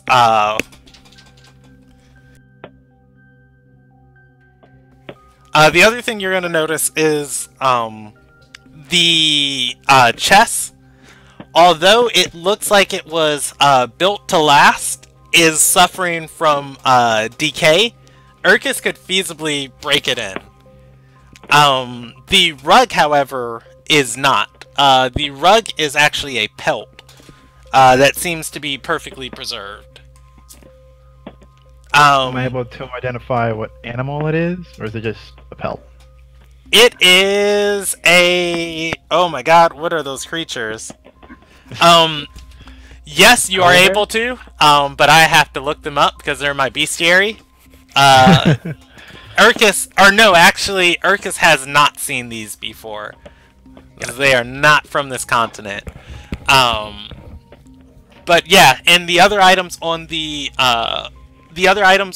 shelf are a, one is a gemstone strung on a necklace.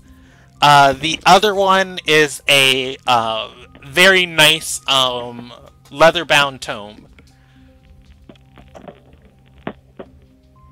Okay, can I read the title of the tome, or is it? Yes. Language?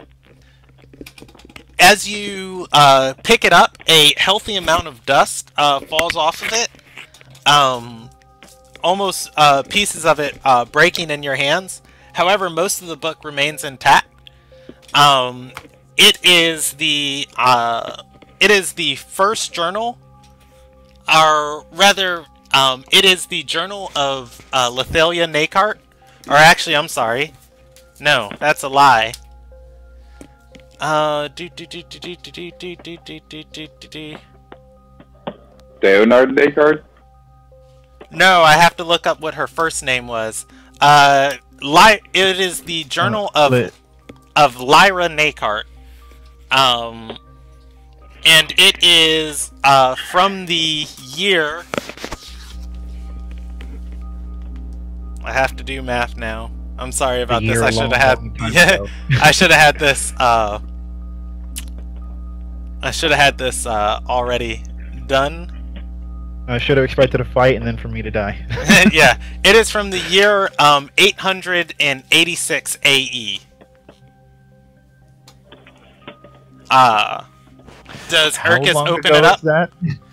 It is currently 1,100 or 1,013 AE. Alright, so Roughly 500 years ago. I was like, I am shit at math right now. No, it is 127 years old. Okay. Wait, 800 to 1300?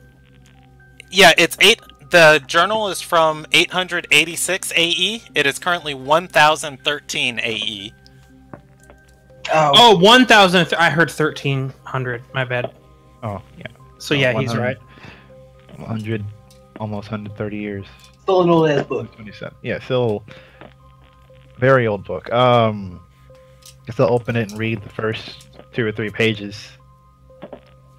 All right. The first 2 pages specifically are the scrawlings of a teenage girl.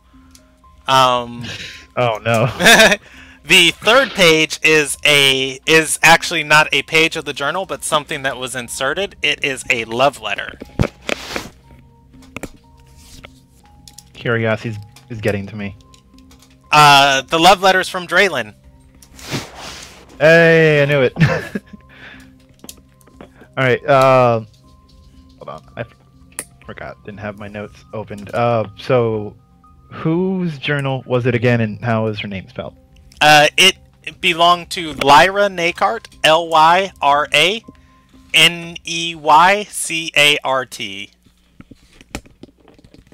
Okay.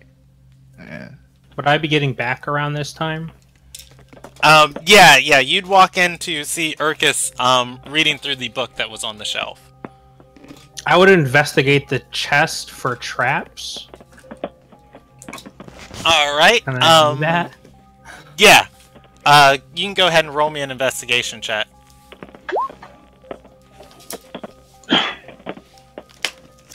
It does not seem trapped. Can I try and unlock it? Yes, you can. You notice as you are unlocking it, this chest is on the verge of falling apart. You could feasibly smash it. Yeah, but I don't want to risk damaging whatever is inside. It's easier with me just pick the lock. Yes, you are able to pick the lock. What's in the chest? What's in the box? It's a pop-out clown! Congratulations! Oh, Hey, fuck you, dude. My rule runs out screaming like a little girl. Clown, no, fuck my... no. We fought a ghost. We fought a ghost. Clowns are where he draws the line, man. He's like, fuck this shit, I'm out. Inside the chest are several keepsakes. Most of them are necklaces adorned with gemstones and other things like that. Just from the keepsakes, you reckon that you could salvage them to probably get maybe 2,000 gold worth of items off of them. Okay, I look up Urkus still messing with the book, right? Yes. No, I'm saying no. I'm done. No. You're fucking with the book. Yeah, I'm with the book. No, Okay. Urkus finished up with the book as you got in here. Okay. What'd you find? Well, I would have immediately upon seeing that, I would have tried to sleight of hand a couple of them into my own shit. So I'm gonna roll that. Not so great. Perception. Yeah, you're going against Urkus's passive perception. I think it's 16. Oh yeah, because stealth Oh, usually stuff is your passive. So what's your passive? Oh, pass. Never mind. Ignore that roll. Yeah, the 16's gonna beat it. You're gonna see my rule pull out a necklace from this box, and as he does, it catches the light, and catches Urkus's eye. I'm just gonna give him a flat look. Like, really, man? Hey, I bled for this. No, you know what? I'll give you that. There you go. He didn't have to, though. He didn't have to. You didn't have to, but Honestly speaking, once you realize there was a secret passage, one of y'all should have alerted the rest of the group. But nah. Well, I mean, to be fair, nobody You're else biased. knows about this. We could be quite wealthy. this stuff belonged to someone. Belonged to the Nakarts. Who are no longer around to need them. At least not the ones looking around the room, how old it is and how dusty it is down here. I'm like, these are long forgotten. I doubt anybody's missing them. Let's settle on this. Take some. I didn't see anything, but leave enough. So how much? Like, there's a whole pile of shit in here, right? So I'll take I like one necklace and one ring, if that's fair enough. That's fine. Okay. And then so I'll put necklace and ring, and then like, what's the approximate value of that? Only Yeah, grabbing. like, only like a decent amount. Yeah, only grabbing about 2 of these items. Probably about 400 gold, Okay, approximately. 400 gold. I should have gone with. that's fine. I'm not super greedy, just a little bit. So yeah, I'll do that, and then is there anything besides keepsakes in here? Anything that looks useful or potentially magical? Yes. As you continue to dig through the chests, there is actually a. Let's see. One. I gotta count this real quick. 1, 2. A whole bunch of cursed items. Yay! Cursed items. It's fine. Let me know when Those are the best we kind. get back to the party. Okay.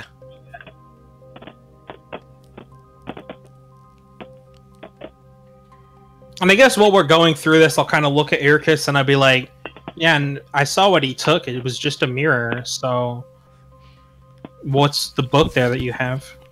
This is a journal for my mind.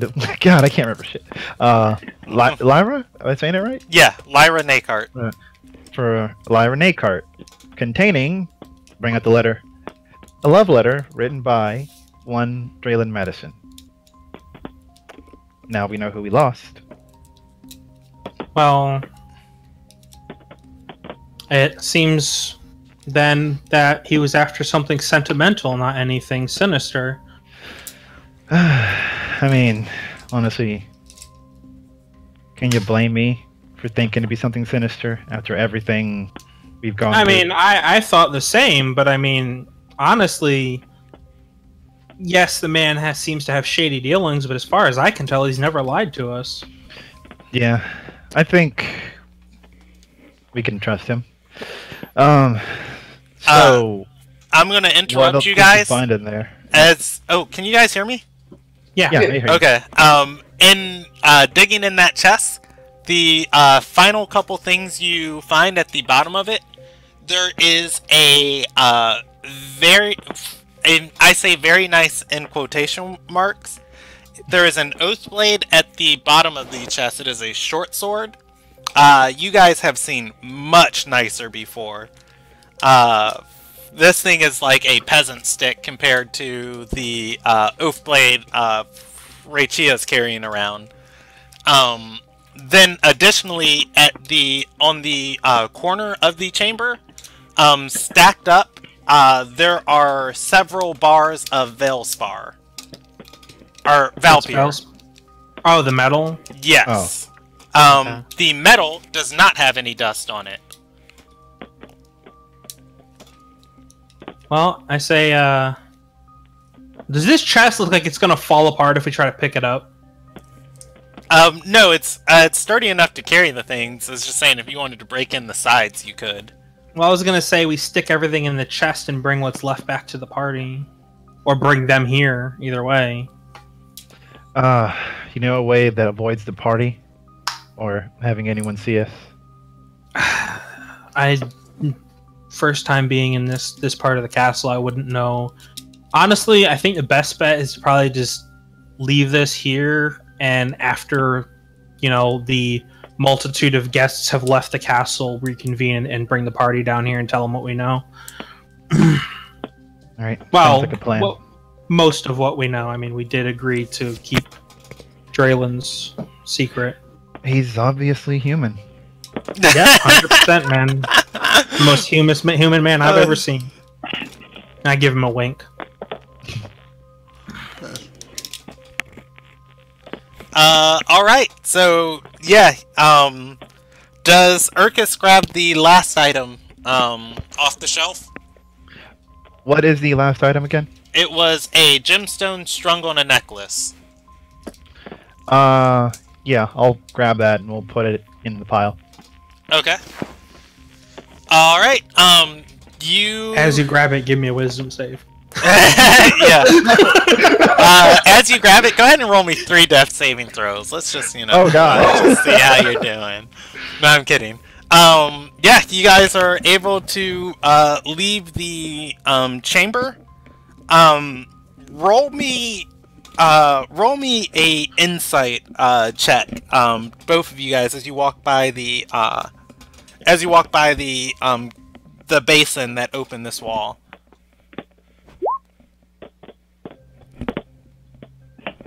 Aw.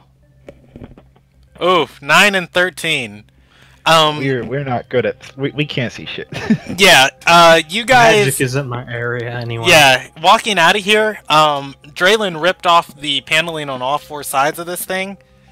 You guys see the runes on it run in the opposite direction on the backside. But... I don't know how to work this thing. We're not magic people. We have to call one of our magic people to look at this.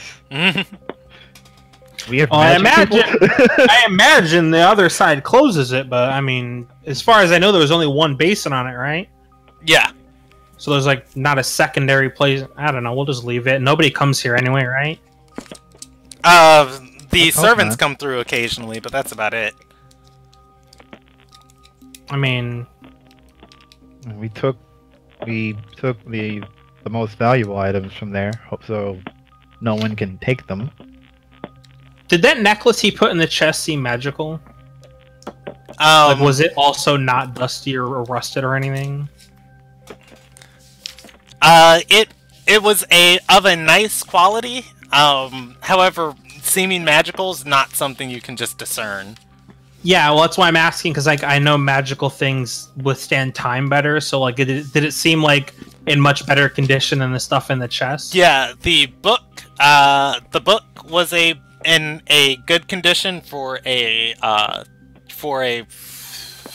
100-something-year-old book. yeah, for a non-metallic item.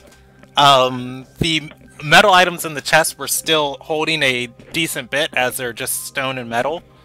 The necklace was of a nice condition too, because it is a metal chain on a gemstone.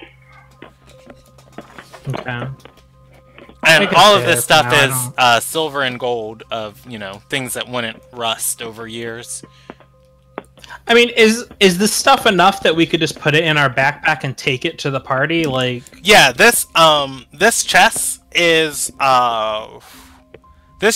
probably just a little bit longer than from the tips of your fingertips to like probably 6 inches past your elbow.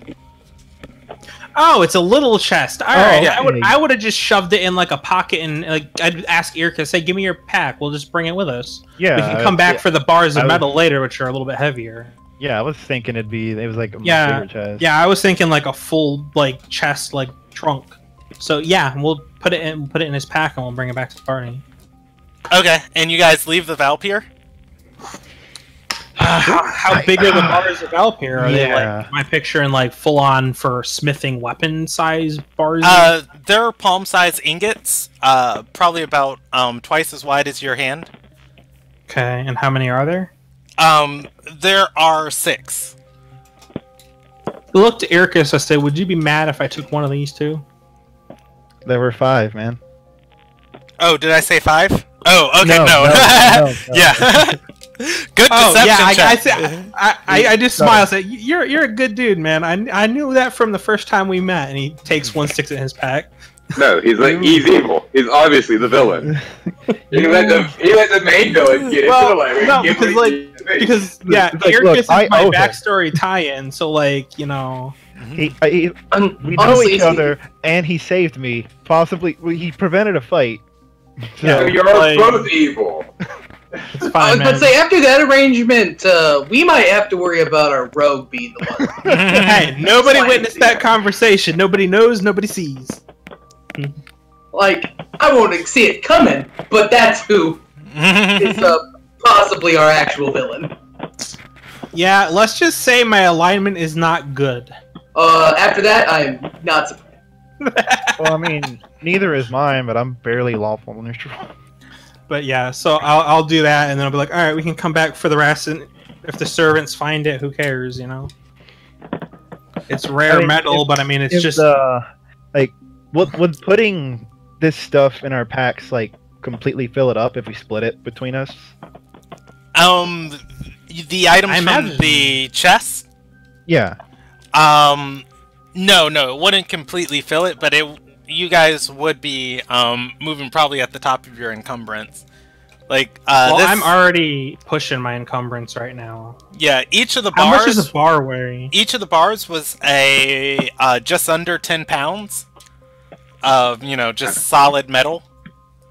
Then the each of the jewelry items was probably about was between a pound and 2 pounds of very lustrous collected things, or illustrious. I think that's the word. Well, I mean, The contents of the chests in total were 120 pounds.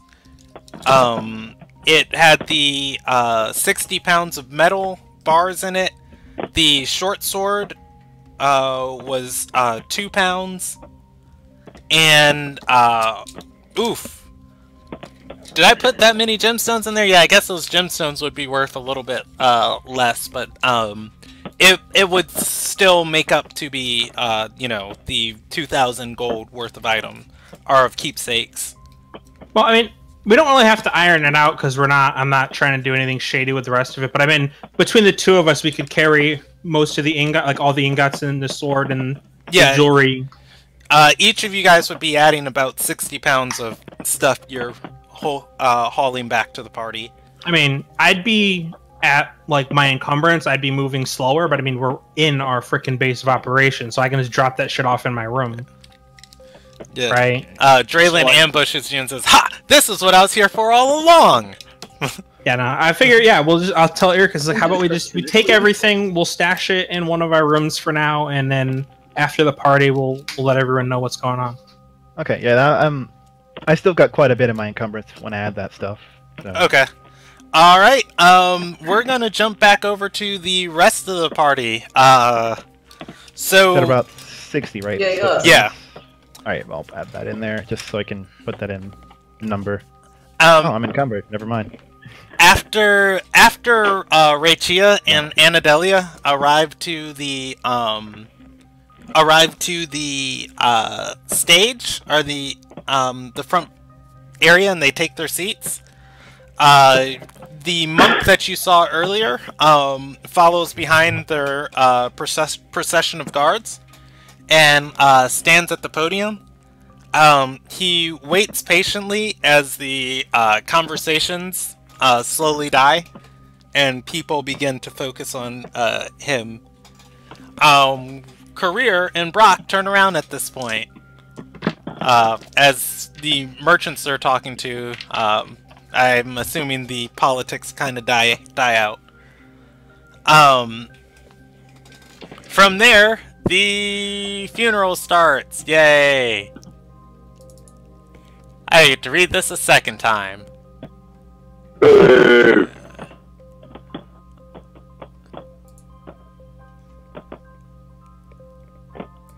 All right. Is Earfist keeping that book, or is that... I'm making a list of the stuff that goes to the party. Yeah, I'm keeping the book. Okay, so that doesn't go in the stuff we're showing to the party? No, it's going to the stuff we're showing to the party, I mean. Okay, so diary, I'll just put... So I've got 5 bars of Elpir, Oathblade short sword, a sword of jewels, diary, and then 1 gemstone necklace that we didn't know if it was magical or not. Plus the ones you pocketed. Those don't go in the group loot. Oh, that's what you meant. Sorry. I'm making a list of everything that we're stashing in the rooms for now. The Gotcha. other shit is in my own pack. Gotcha. Alright, so the monk presiding over the ceremony is he is holding a torch. Oh, I'm sorry, I forgot one essential part of this. There are 25 candles lit behind the podium. Each with a name attached to the candle basin it's on. So there's one for every dead person? Yes. The monk is holding a torch. It is unlit. He opens his mouth to speak and begins by saying, "Over 100 score ago, the texts of the first Sarai were recorded. They chose not to write about gods or each other. The first texts of men speak of death." Someone near the front of the crowd at this moment shouts, "Talk shit, get hit!" Immediately, Anadelia stands up, clutching her fists. She walks from her seat, and before she can get more than a step from it, Rachia puts her hand on her arm and pulls her back down. Anadelia sits there, fuming for a moment quietly. A silence drifts over the crowd again before the monk starts Real up. quick, Tristan notes who said that, and Tristan experiences the Fallout dialogue of "I will remember that."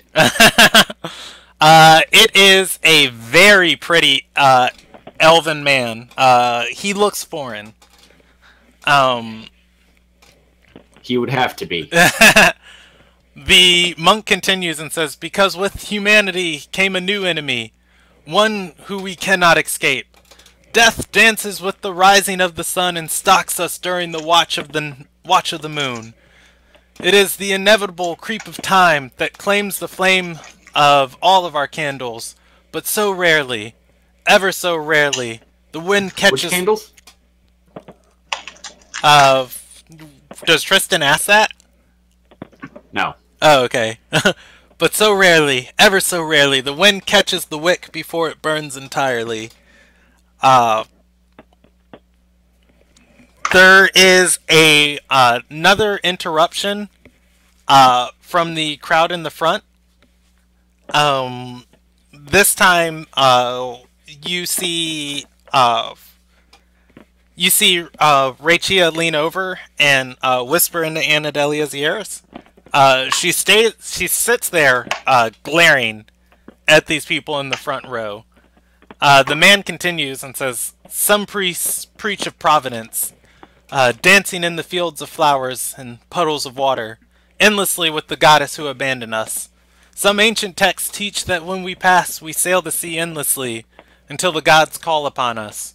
Truth be told, we're all building the foundations of faith on a gamble. No one knows what waits on the other side. But we know what waits for us here, at the end. And when that final moment comes, when that light flickers for the last time, we can only hope it is a moment that others can look upon and deem worthy of glory, pride, and valor. Let us hope your story is worthy to be sung about." The man turns around and lights his torch, and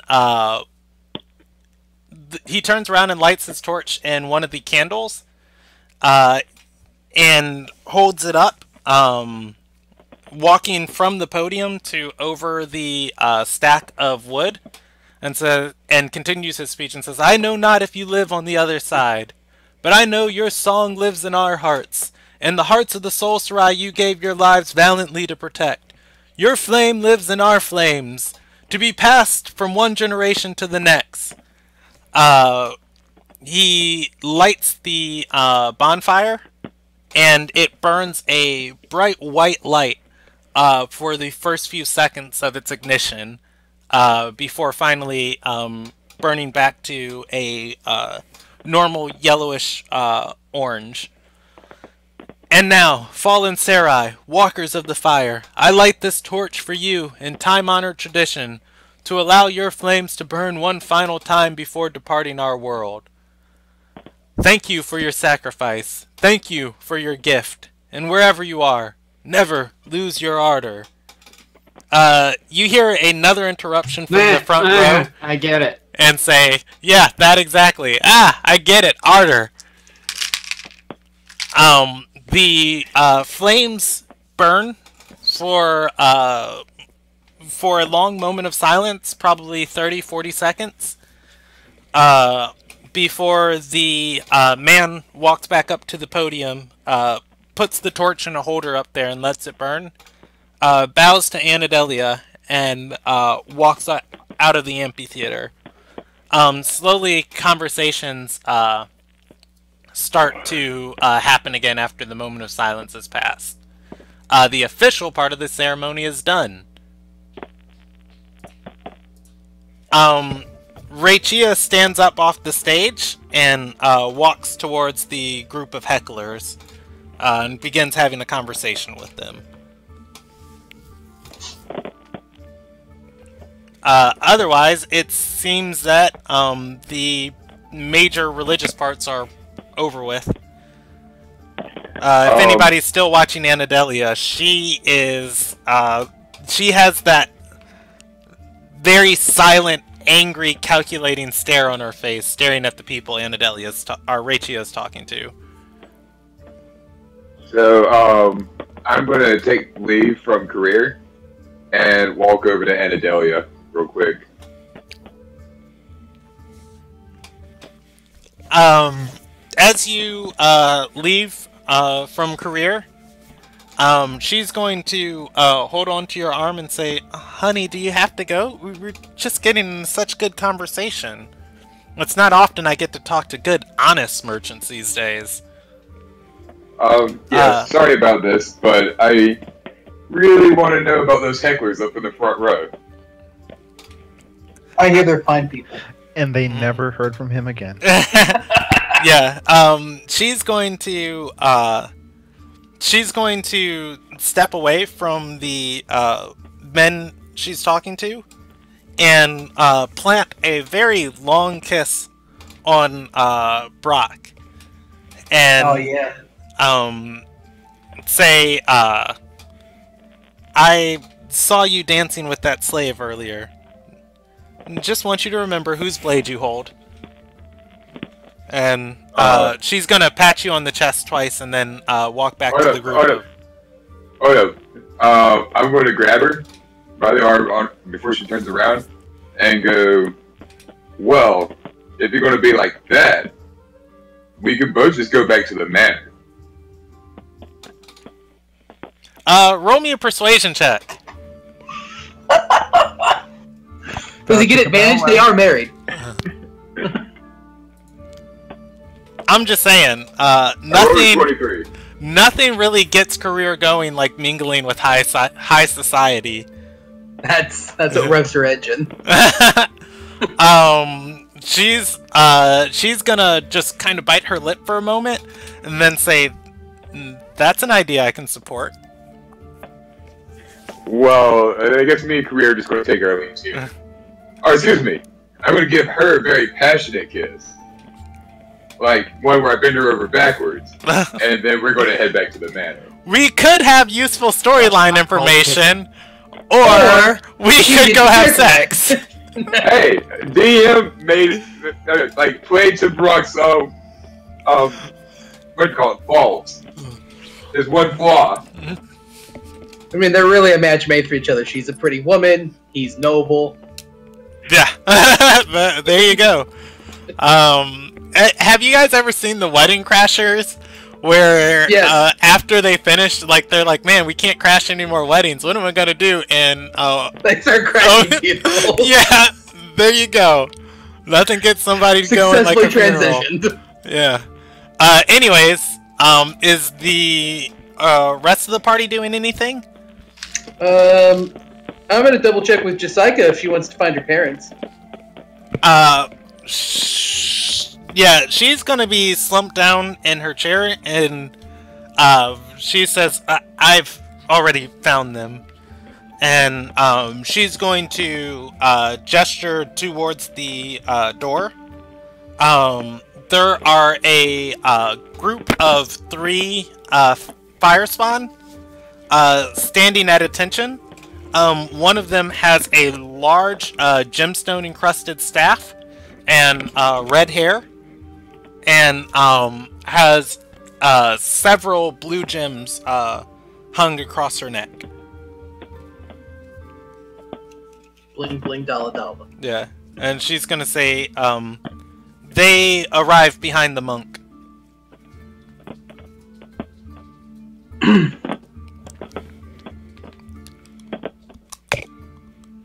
Do you want to talk to them, or do you want to...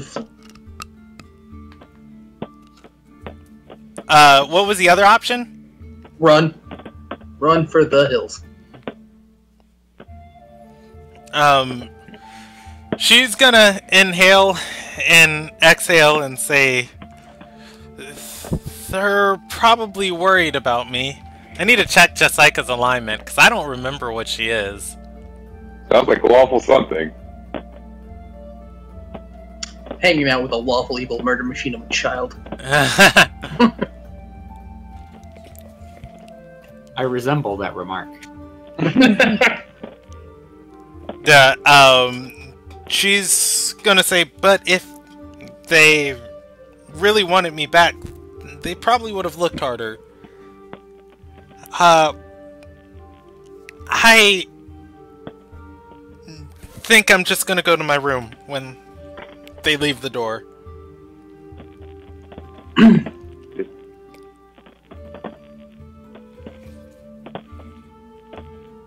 Have me and Irkus like made it back to the party at this Has point? Draylen made it back to the party? I imagine he just left. Yeah, I was gonna say, has Draylen made it back to the party? And no, my rule and Urkus have not yet. Okay.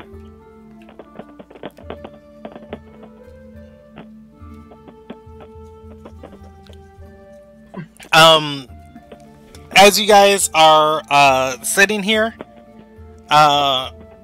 Rachia gets into an argument with one of the larger people of the group of hecklers before they finally calm down and seem to leave on a friendly discourse. They head towards the door, and Rachia heads back up to the podium. Are the amphitheater, followed by the Alil Nagelian, or Alil Nagian, that Brock saw earlier.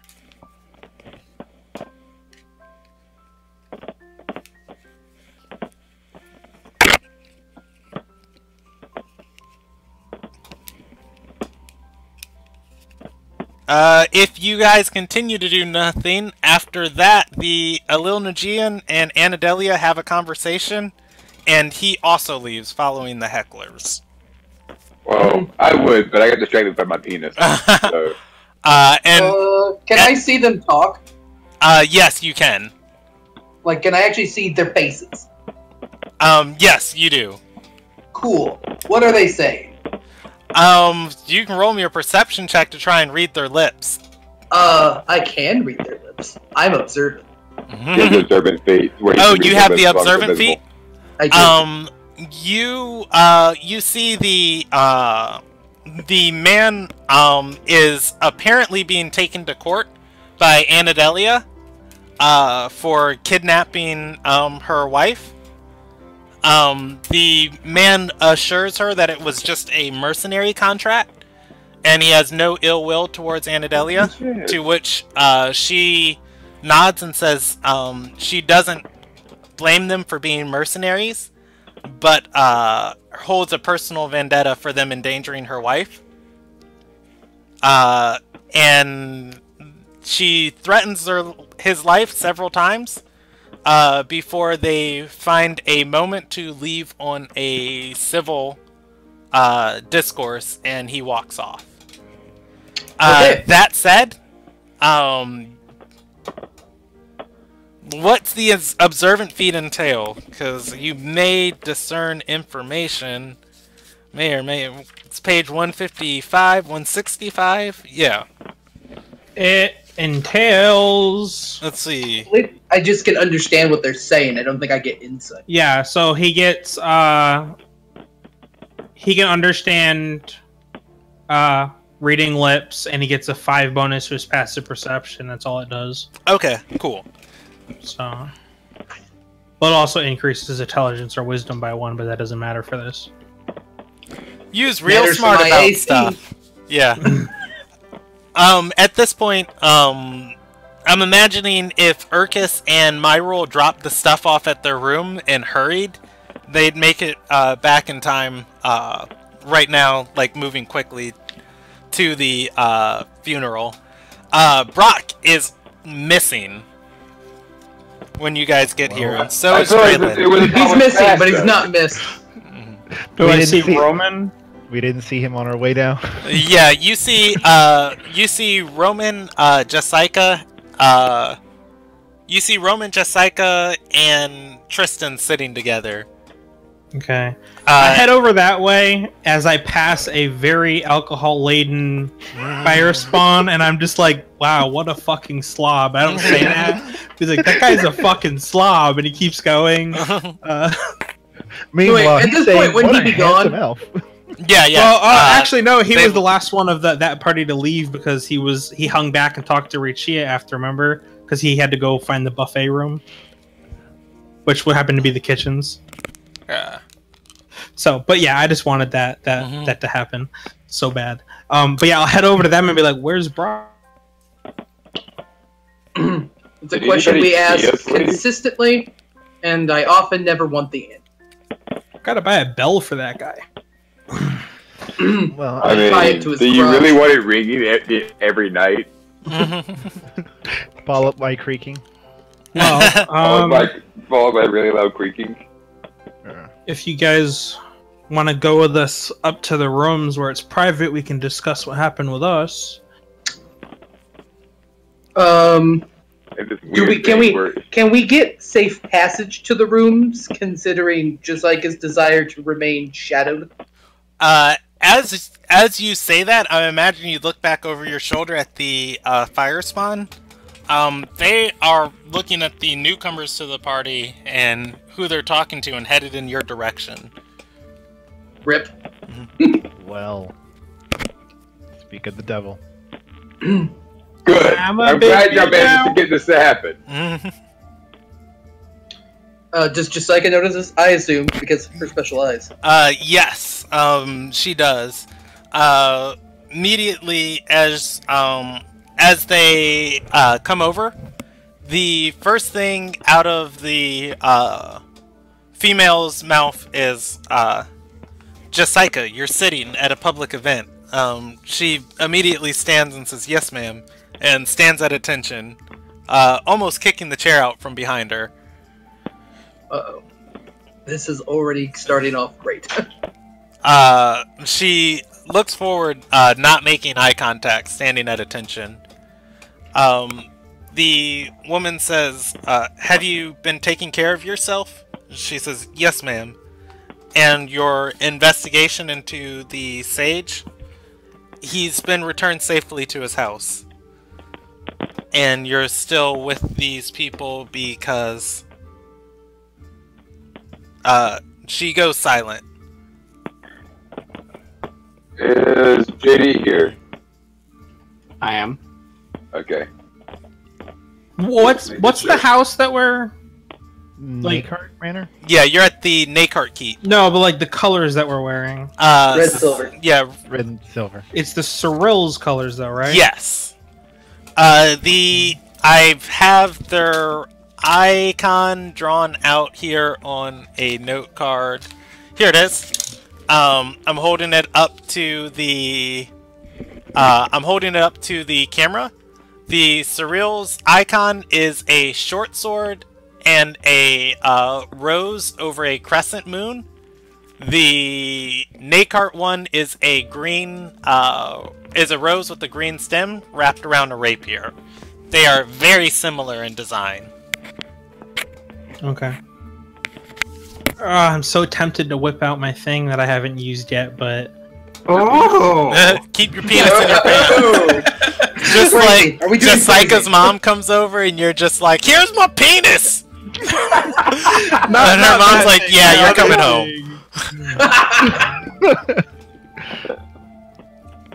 Did Jessica ever tell me who her family, like, what their religion and stuff is? I don't think she never did. It's very common knowledge that the fire spawn, they're born, some are born from just spawning inside the earth fires and walking out. Some are born from other fire spawn. And with that, they are very religious towards the Four Ascended, because it is because the Four Ascended that the earth fires still burn. And the Sky Queen is what? That's the Wills, right? Yes, the Sky Queen is the leader, is the mortal leader of Alil Nagai. Okay, so that's completely separate. Then that wouldn't work anyway. Never mind. Carry on. And then Jessica specifically is what? Gale Song? Yes, the Soul Hearts. Yes, the Soul Hearts. Are Gale Song is the ascended god of the skies. Okay. Her So, mother's. anybody got anything to say to Jessica getting ordered around? No? Her mother's going to continue and say, Well, see, Tristan would talk, but also, how many people is with this woman? just her and her husband, and one other guy. Does her husband look like the sort that could beat me up? Let's see. He is dressed. If so, How about the other guy? He is dressed in very, very fine clothes. He is wearing, he's dressed in fine clothes, he has lots of scars, and he has his, oath blade at his waist, which is, a longsword, and on the other side of his waist he has a, a very nice hand-sized dagger. But how many muscles does he got? Muscles? Say that again? Muscles. Oh, muscles? How much do he lift? It looks, for a fire spawn, this guy is a very different type of fire spawn. He looks more precise, than brutish, as most fire spawn do look. That said, he's athletic, but not bulky. He's fit. I like it. Yeah. So, in terms of punch for punch, Tristan would win that fight. Probably. Maybe. You should try and find out. Maybe. I'm down to find out. Yeah. This guy has... how instead of trying to convince her parents, you're just going to fight him. Yeah, through the, small scales showing on, you know, his neck and stuff, like, you can see the unnatural parts of his skin, where he has lots of scars. You know, in your mind, you either get lots of scars because you survived a lot of battles, or you were bad at a lot of battles. One of the two. Could be both. Brooke's bad at battles. The way she talked about him, how he wears his scars with pride, I would assume. I mean, you can still be bad at battles and proud of the fact that you got scars. Depends on your mindset. Scars make you look cooler. Makes the ladies like you more. Ask Theon Greyjoy if that's true.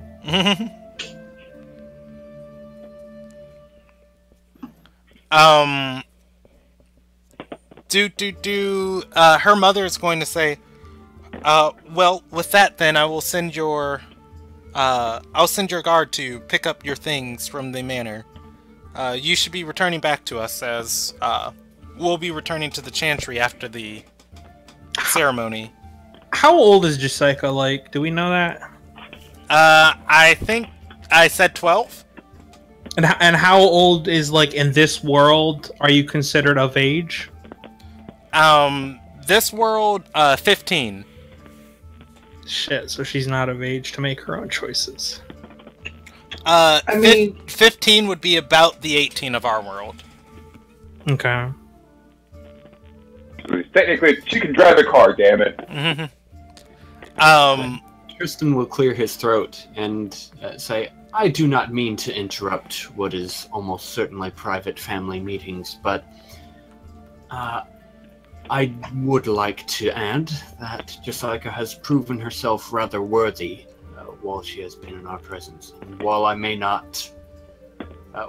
may be a simple soldier, I must lend her praise for her duties.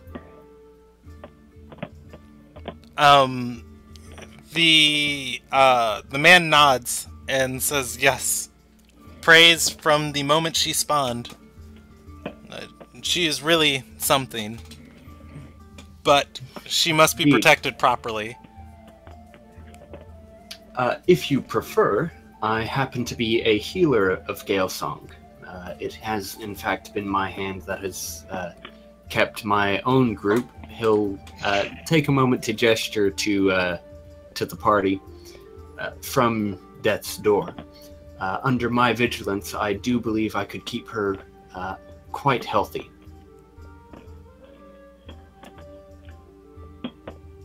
I believe what my friend is trying to say is Jessica has proven an invaluable addition to our group, and as we are currently in service to the Surreals, it would be a great blow to our group to lose her at this current moment. We can assure you that she is safer here than anywhere she could elsewhere she could be. I'm sure you've seen how thorough the guards are here. That might be a bad example. Yeah, I fucked that up pretty bad at the end, didn't Considering Well, the I mean, ceremony we were just at, yeah, maybe a little. Oh, yeah, Well, I we're mean, having this conversation at a memorial. Top notch. Top notch. I? To be fair, though, their guards fucked up, so they redoubled their efforts. They learned. Right? Right now, this is probably the safest place in the city. To say nothing of the heckler in the crowd. With the espionage agent in our party. Espionage agent. It's really just out for himself. You should appreciate that. Which one? I'm talking about Urkus, damn it. Urkus is not the espionage agent. He's the Dark Lord. Every I'll die night for Urkus. before we finish the campaign, I message Urkus, or I message Ramon. I'm just like, is this everything you wanted to happen? Is Like all your Urkus master is the plans? fifth ascended, and we didn't even know. Good. Yes. The woman's going to look down at Jessica and say, "You're in service to Lady Anadelia." Jessica's going to nod and say, "Yes, ma'am. I know it's not a single chantry, but she donates to all of them. I felt it was..." And the woman's going to snap her fingers and say, "I don't... Jessica, what you feel is not important. What is our motto?" Jessica repeats, "We serve." She nods and says, "Represent our house well, please. Our family well. You're the only heir we have left."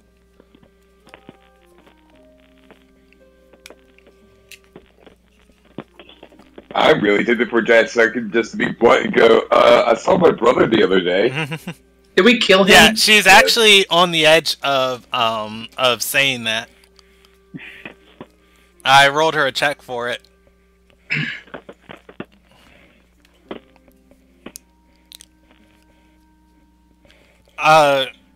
The woman's going to look up at you guys and say, "I suppose she can stay a while longer, as our family owes a great debt to the Surreals, as our whole country does." You have my gratitude. And may I say that she does represent your family well. I've seen from her own abilities that she has a... What's the word I'm looking... I know the word, and now that I'm trying to say it, I don't. She has, She's got moxie. distinction that you have. Yeah, what he said. She has a certain distinction that few people Je ne sais quoi. have. Tristan says, believe us when we say that here in the public eye, she will do more of a service to you than squirreled away on some mountaintop. In which we find Tristan doesn't know anything about where noble people live. The Mountaintops work. the woman's going to shake her head and say, "I've not worried about her distinction. Jessica has always performed excellently." And she's going to turn back to Jessica and say that that cult of the Fifth Ascendant has been active again. And the woman is going to look to the party, then look away, and then start walking back to her position at the door.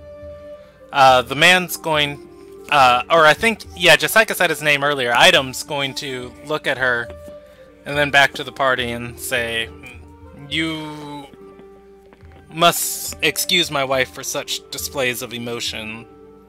We've already had our 2 sons kidnapped before and taken from us and killed. And it's not often we get a second chance like this. He's gonna put a hand on Jessica's shoulder and just say, "We're just trying to do right by Soyasa. She left you in our care, and please know that that's all we do, is care about you." Jessica is going to be turning red before whispering and saying, "Dad, you're embarrassing me."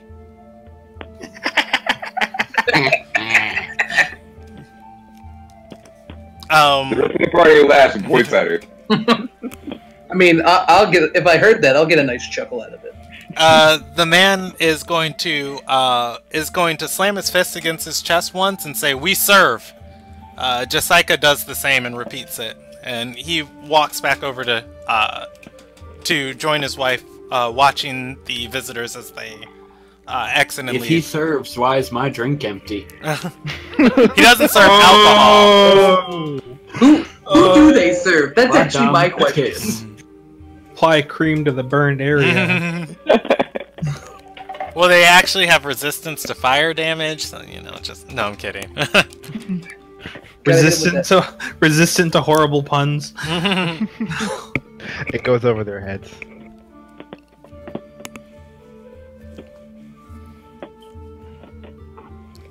Jessica continues to stand at attention. No one I'll gonna say pipe it? in. Jessica, you can sit. It's over now. Tristan says, "At ease." She relaxes slightly, but she doesn't sit, and she says, well, they're still watching, so I would like to do as I was taught." So did anyone see where Brock went? That's a good Yeah, question. like, Did kinda anyone wanted see to- where I went? We Jessica kinda wanna get did. at everyone. Yeah. Yeah, realization. Wait. Yeah, again, Like, my would I- role's actually asking that to the Would I party. have seen that That's too? I'm 16. getting like Roman, what's your passive perception? 21. Would Roman have seen it? Your passive Woo! perception Good 21? lord! Your passive perception is not 21. It is. I get +5 on passive perception because I'm Yes. observant. He gets +5 from observant and Is Monkey Fire with his... proficiency and probably a decent wisdom. I have a 16 in wisdom. You have. So 3 plus 3 from Okay. proficiency plus 5 is 11 plus 10 from passive. Alright. I didn't realize that. Woo! Okay. Thank you. Yeah. Roman would have definitely noticed Brock making googly eyes with Career and them probably running off holding hands rather quickly. He's with the wife. I see. Tristan cringes. I could have been with the slave. Well, since Brock hates Draylon. Tristan would have expected that, so I mean, he doesn't like Draylon, and we're about to talk about Draylon, so Yeah, so, probably a win-win in our books. we can Why are we fill him talking in about Draylon? later. Did you forget the entire thing today? Yeah? No? Yeah? Yeah? Tristan will roll his eyes and say, "I assumed you were tricking him to get him somewhere to kill him." It didn't work out that way. It wasn't necessary. So then what was the point? Well, go upstairs. We can talk about it. I mean, I'm down. I suppose you're going to tell me he's TRI or something like that.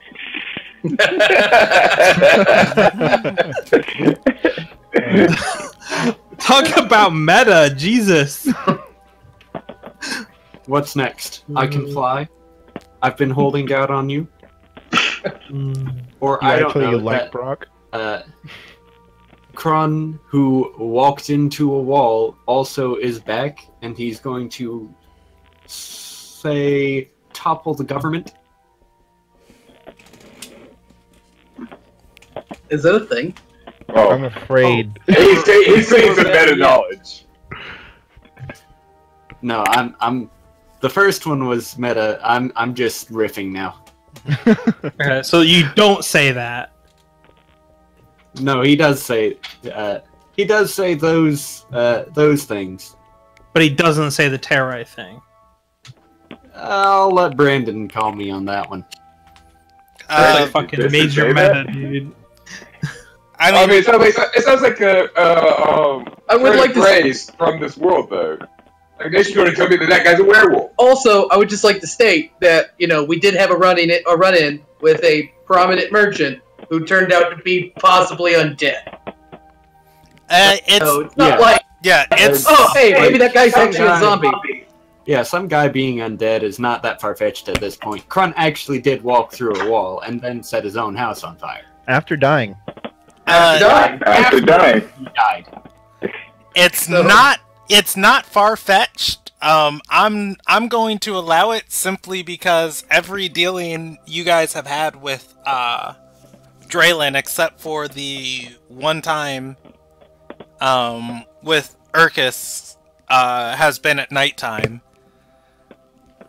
Also, this goes towards exposing Tristan's slightly racist self. Yeah, and also he is good friends with elves, who normally don't interact much with mortals, because in this world, elves literally are timeless.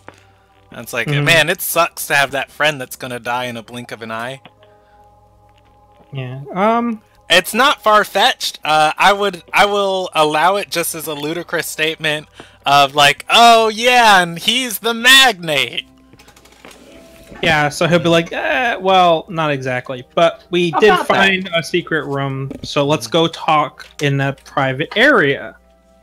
Sure. Can So I run performance to see how much noise I'm making? Why do you gotta be that way? No. Okay, so Trying to have a nice D&D me being session. meta is objectionable, but that's fine. No. I'm kidding. I'm not. Please, no. Career is doing good tonight. Or this afternoon. Yeah, there you go. but how's Wait, Brock hold doing? on. Brock is doing great. So wait, performance isn't she faking it? And you're both faking it. No, performance is good. I'm making sure she's not. I mean, faking she it. might be faking it, but I don't know. I feel like it would be like Constitution or Athletics, for that. Constitution to make sure you last longer than 3 minutes, right? Oh God. Don't. He's gonna do it. Yeah. Okay. We'll come back to Brock's sex life. I mean, it's pretty much the subplot of all of our sessions. I'm gonna roll Career a charisma save to be quiet. Why would she be quiet? Well, when you're in a nice place like this and there are a bunch of guests in the house, you don't want to be making the noises that she'd be making as this was happening. Oh We're my gonna have his god. memorial service. Well, and just, There's only a memorial silence. service going Oh downstairs. Lord! It's Well, like, to be wow, this fair, place is. she this does place have a is- lot of chains and bondage stuff. She has a net now. Yeah. Well, I mean, from prior experiences have told me that she has chains and bondage stuff. You guys are having a good time in the privacy of your own room. We cannot hear Vanilla. It's lovely. We're not Yeah. talking about it anymore. I'm assuming all the rooms are side by side, so you still hear us. Yeah, Roman and Jessica are tortured. Everybody else is fine. If you've ever seen Daredevil, like season 1, there you go. Yep. Oh That's god. in my brain now, and I'll never get it out. But otherwise, yeah, you guys are able to go back up to your room. Occasional thud as the headboard hits the wall. Right. So, Neither of you are neighbors with their room, right? Don't make us suffer. Yeah. You guys head back into which room are you going to? The one. The one where we stashed everything, I'd imagine. So either mine or Irkus's. I imagine Irkus's. sure, why not? Okay. You guys head to Urkus's room. Aaron is waiting outside of it. and he's gonna say, as you guys like all walk by inside and say, I was finished organizing the socks when they arrived and they started, and he's just gonna like tilt his head down the hallway. As my real walks by him, he'll just be like, "Well, take notes, man." I'm assuming Nathan's not with him because she's joining him. Nathan is actually inside the room you guys are in. As you walk back in. Oh, And she is digging through all the stuff that you guys. God damn it! damn it! I knew it. I knew it. Hey! Turn your pockets out. Nathan, no. Yeah, she turns and says, "What? I haven't stolen anything. I just wanted to see what it was." Empty pocket, please. Empty I'm pocket. checking her pocket. She's getting patted down. She does not have anything except her Ild. That large opal she carries. Okay. Tristan would warn you, watch those hands. Do we look like Brock? Yeah, she puts up her hands and starts staring at them. Alright. Anyway. Tristan face palms. Hey, Nathan, do you want to close the door for us? She does so the whole time, staring at her hands, and As very she closes carefully the door, closes it with her I say, shoulder. from the other side, dear. Okay. Help me out here. Who is Nathan? The The magic slave that we got from Krun, the mage. Yeah, The crazy looking one that Krun had. she is the Eladrin that Krun had tied up that he ordered to attack you guys. The one that you freed with your hammer. Not ringing a bell. Anyway, We were drunk that night, JD. As she closes the door, I'm like, from the other side. we don't really want her roaming. Aaron can keep an eye on her. It'll be. Yeah, Aaron was keeping an eye on her when y'all walked into her rummaging through stuff. It's fine. Do we really want her here for what we're about to talk about? I mean, Part of the harem. So? Yeah, Nathan on the other side of the door is just going to yell, "I'm good at keeping secrets. I didn't tell anybody you guys killed Krun." No, you just shouted it through the whole hallway. Good. thanks, Nathan. DM rolls the check to make sure anybody else heard that. This hallway is pretty much empty right now. Most of the people who matter who live on this floor are at the ceremony. Also, to quote Vince McMahon, we didn't screw Kron. Kron screwed Kron. No, the Heart of Ember is screwed. Yeah. Well, to be fair, he did the most damage to himself by lighting his house on fire. That is not untrue. Them webs did work too. Mm-hmm. But anyways, you guys are alone in a room. Okay. Earkiss, take it away. So, how do I go about this? I met up with Krun. You mean not Krun? Not Krun, not Krun was the last thing on my mind.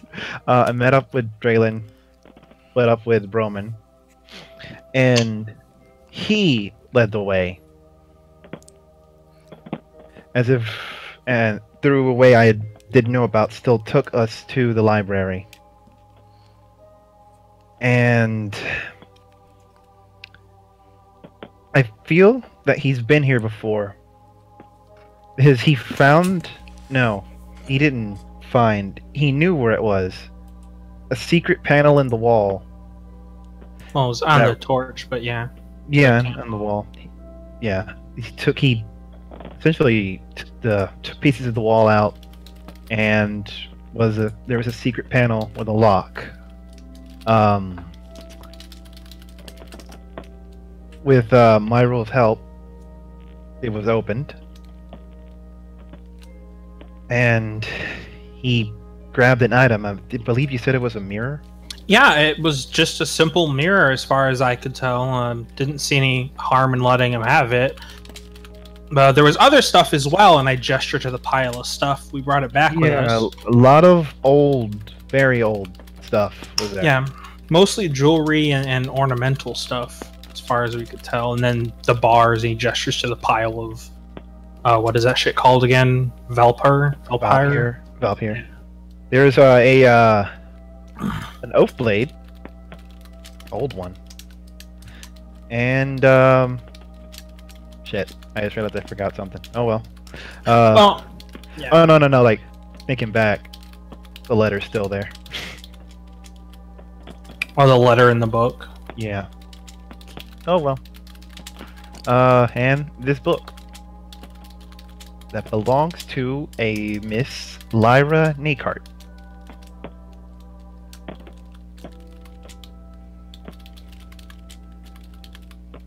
Considering how low my skill check on history is, Tristan isn't going to bother with that. Because I have no idea who she is either. I'm not from here.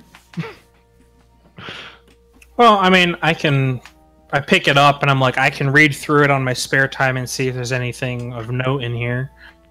If you guys don't mind.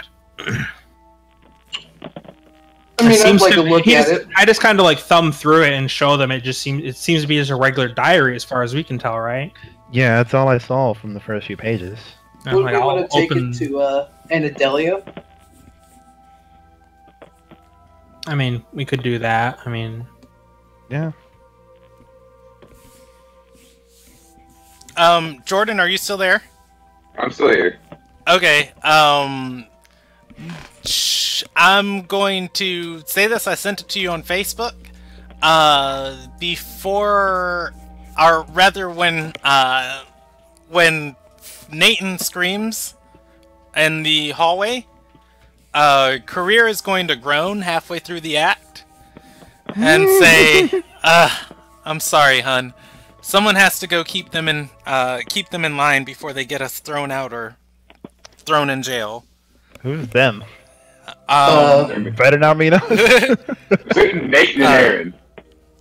Well, from what you guys can hear, Nathan's just screaming, "I didn't tell anybody you guys killed Kron!" That's all you guys heard. Career gets lightly clothed and heads down the hallway. Only slightly? Mm-hmm. Well, I guess I will put on my big boy pants and start walking into the meeting hall. Mm-hmm. The people in the room are going to hear a small argument outside the door between Career and Nathan. Before you hear Nathan say, "Ow, ow, ow, ow, ow, ow!" and Career drags her into the room and interrupts the conversation, says, "Could somebody watch her?" Well, we kind of were more worried about her watching us, but okay. She's gonna look at Nathan and say, "You have no reason to betray us, right?" Nathan's gonna snap and say, "I have nowhere to go." Can I inside that? You can. I don't know shit. You totally believe her. Wow. We've been on it tonight. Oh, so Career's in the room with us now, right? She is. And we have, and what part of the loot they brought back was those ingots? Ingots? Yes. Ingots of Valpyre.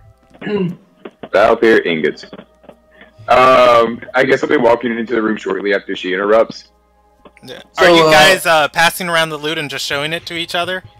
I was gonna just like spread it on the floor. And I was gonna pick up one of the ingots and show it to him and be like, "Hey guys, got an opinion on this?" Career is gonna just hold her hand in front of her mouth and says, "Is that Valpyre?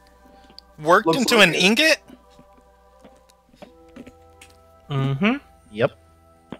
She's gonna shake her head and say, "People can't do that. Nobody can smith that stuff." Well, I think I know a guy who might want to find out. I think I know a guy.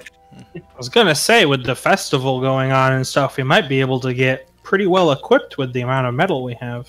If we can find someone who can actually work this stuff. I know a guy who's tried. Mind you, I'm going to try and blow his hands off tomorrow morning. She's Yes, she's Roman, gonna. I'm sure you know many men. You got me.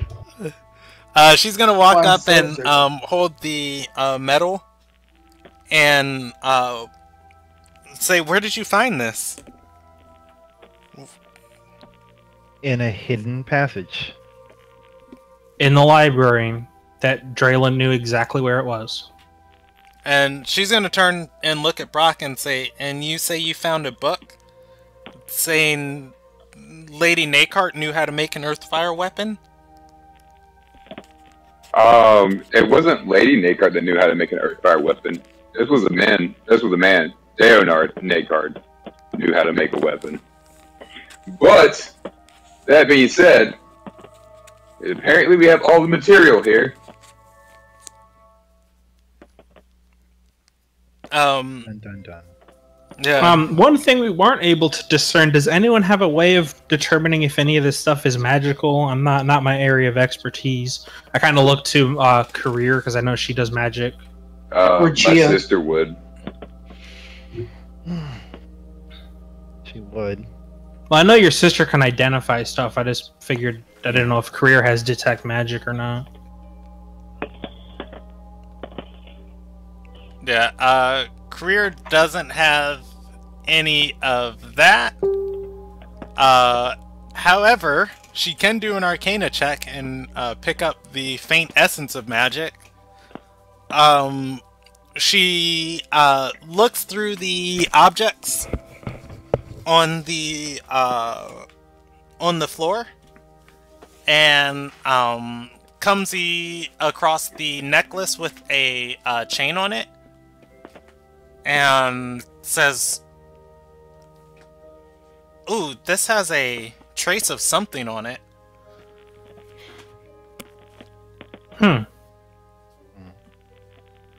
Well, that requires, once again, my sister would probably know about that, but she's busy at the moment entertaining guests.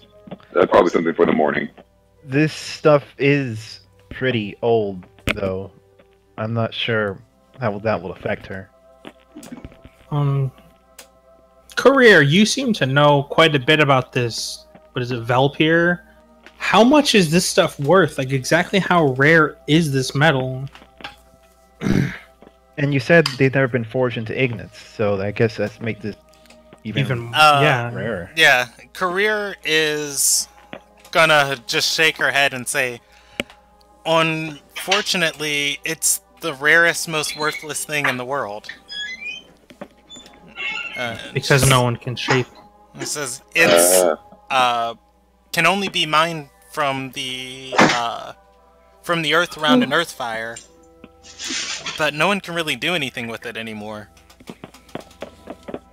Anymore? So it used to be. What has the metal changed, or just the techniques have been forgotten? I think it's both. She's gonna roll a history check, and she's gonna say, "Look, smithing is an art here, and I'd like to study it. I haven't looked into Earthfire smithing much since I've been here, but I heard it takes the life of the smith who creates the weapon, or the craft. And it's kind of hard to pass on the techniques when the people who perform them always... she looks away. Good to know. Expire. Mm-hmm. What if we get an immortal to craft?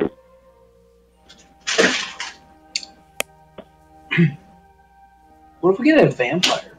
Well, no, I was thinking more of like a goddess that, you know, is nearby. Why? Hey, Mia, help us out. Hey, can you craft this weapon that started wars before? Sure, no No, problem. No, more like she should know the technique. She's been around forever. But why would? But Yeah, still, see- why would she talk? Why we talk to her about this? Like I'm that not, suspicious. Brandon. I'm not so much interested in making one of those weapons that Tristan or whatever knows about. What would happen if you just crafted a base weapon out of this stuff? Would it just be a base weapon, like at that point? It has properties. You guys have a longsword made out of Velpir. It was a rapier. Or rapier. Like I said, I know a guy who might be interested. Yeah, but I don't want it to turn out like the rapier. Rapier's kind of stuff. Which I never got the stats for that rapier. It's not magical. It is a metal with properties like adamantium or mithril. Like really, really strong. Yeah, mithril items, historically in D&D, not in this edition, have always been half the weight value of anything not made of mithril. Adamantium's always had double the hardness of anything, not made of adamantium. This metal, too, has properties. Where would I go to find out those properties? Probably... He knows a guy. Yeah, somebody who could work it. Which... Well, nobody. You have a sword! Literally! In your possession! We know a guy! Yeah. It's almost guy like has he's to been go see saying in the that for morning like anyway. 5 minutes. And I gestured to the gems and jewels, and I'm like, and now we have the means to pay him to make shit. I mean, that's true too. I would solely look forward to a rapier that wasn't shit. Just for the doggone our friend, I have his name. Rotero. He has a name and a soul, damn it. Doggone He Rotero. has a in that soul, sword. just like Urkus has a soul. Exactly, just like I have a soul. Hold Just on, like we Draylin has a We soul. can neither confirm nor Oh, deny no. that. Draylin doesn't have one. Urkus, Urkus did not cut his hand. So, yeah. Oh man, we'll never know now. Do I, like... I'm gonna look That's around why the room, Urkus avoided Brandon. it. Do I notice the book that is being passed around? Yeah, I imagine so. It's very hard not to notice. Okay. Like, this goes, thing is "Hey." a tome. It's not just a book. Like, this thing Okay, is probably about 9 inches thick. Brock, being the most well-read person in this party, goes, "Hey, It's a sad can statement. I have a look at that book? At that tome?"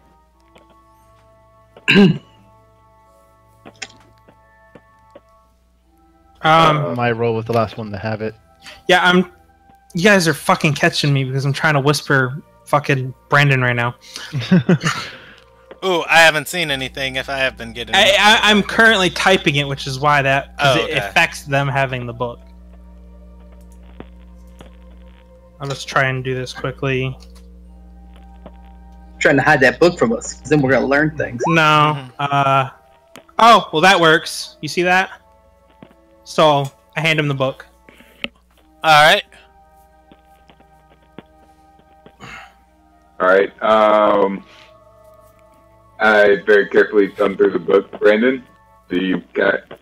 Or actually, I guess I noticed the name in it. I'm gonna roll a history check to see if I recognize it. Alright. Nope. Oof!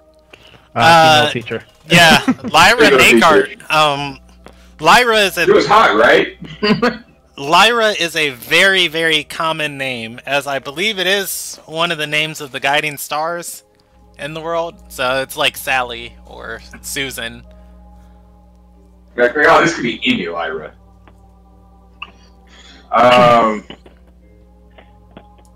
Being Brock, I would want to keep this book as research that I've been doing into the Earthfire weapons, considering the Nakards have a tie to it. So I'm going to ask the party if I can keep it and research it for the night. I don't see a problem with that.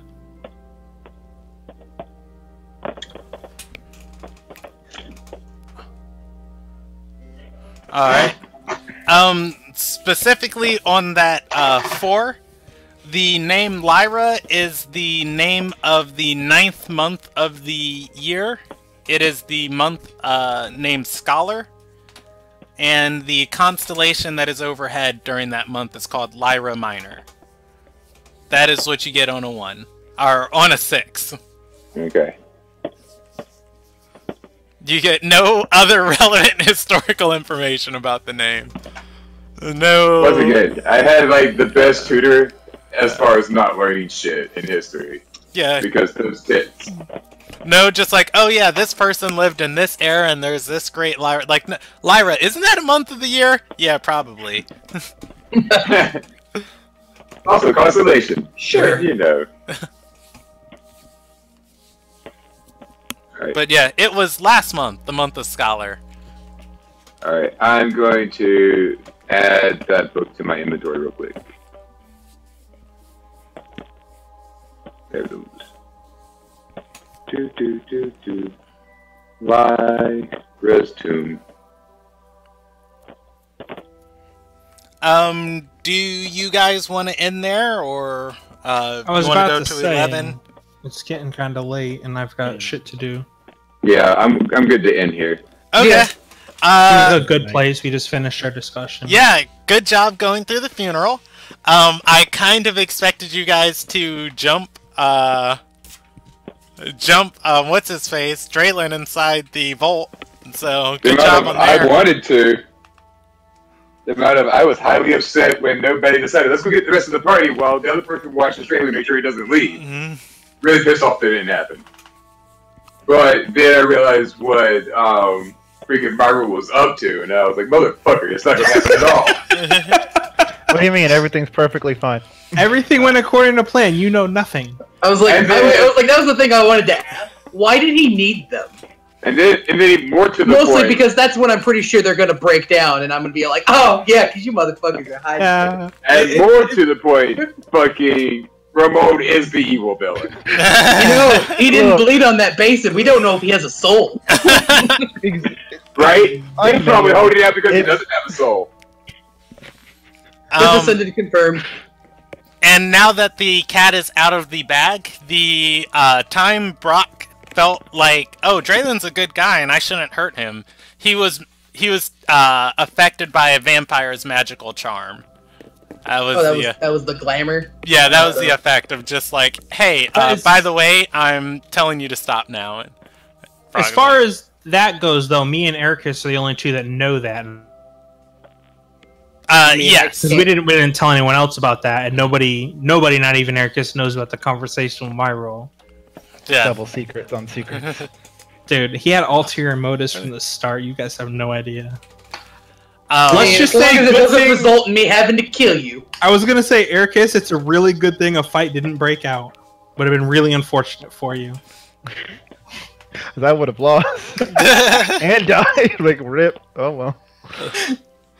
I think actually, right now with the whole harem, and just talking to you guys as friends, and I feel like I'm playing in this campaign too. Whole harem included, and the party. Draylin is a decent boss battle for you guys. It's not undoable. Yeah, not something that me and Ericus were gonna pull off, just the two of us. That's why I was like, I get one guy keep watch, and the other guy call the rest, everybody else. But no, instead we're just like, no, let him do what he wants. Hey man. I mean, they put up a little resistance. They're just like, hey. Honestly, if it came down to it, I'd probably live in. You know what? My life is worth more than Brock's petty feud. I would like to point out, though, that conversation with Draylin that I had is literally like my entire goal at the end of my backstory, like just coming into play. Where's the flag? Sorry, that said, your guys' next session is going to be on the 16th of September. Yes. If anybody has any obligations, let me know. Otherwise, let's do experience real quick, and then I'm going to end the stream. Oh my god. I'm totally gonna level up today. I don't even know where to start. I'm just going to do it in bursts of 500. 500 for Jessica storyline. 500 for Draylin. 500 for Lady Nakart's storyline. As eventually I expect some group in the world to go down to see her. 500 for the funeral, or being in attendance for that. I think that's everything. And I'm going to also award a bonus 150 for letting Anadelia in on Draylen's plans. Oh, what about Brock's performance? Oh yeah, I'm Negative going to 75. also award a bonus 150 to everybody for Brock being Brock. Wait, which performance? All of them. I was pretty on point with my performances. So that's 2,300. Yes, and then I'm also going to give inspiration tonight to Urkus and to Brock, and my role. I was gonna say I don't get anything for executing my plan within a plan within a plan. So deep. 3 So layers deep. deep. Okay. Deepest What Brock was before Nate happens? had to break What it up. happens if I already have inspiration? It does not stack. So I just get that 50 XP. Yeah. Yeah, I ran into that last session. I didn't remember to use that shit. I was to say We're you guys forgetting had about the Yeah. 50 XP. Yeah, you guys had I've opportunities to. I've kind of had inspiration for a while and haven't used it 'cause I kept forgetting about. I don't remind you guys because inspiration itself is kind of its own reward. So Yeah. I thought about using it on tonight, but I didn't expect to get it again at the end of the night, so. I've been sitting on this thing for a while, and I don't. you know why I gave Brock inspiration? Not for the performance, not for chatting with the slave, but contributing to the political conversation. Man, nothing. Wow. Okay. Nothing he actually wanted to be rewarded for. Nothing Brock-like. So is 2,300 it? Yep. Yeah, unless you guys can convince me of something else major that happened tonight. I didn't do anything worth rewarding. Yeah, I was gonna say, I was kind of zoned out for a good bit of it, just trying to remember everything that happened at the funeral. But otherwise, good session. I'm gonna end the broadcast.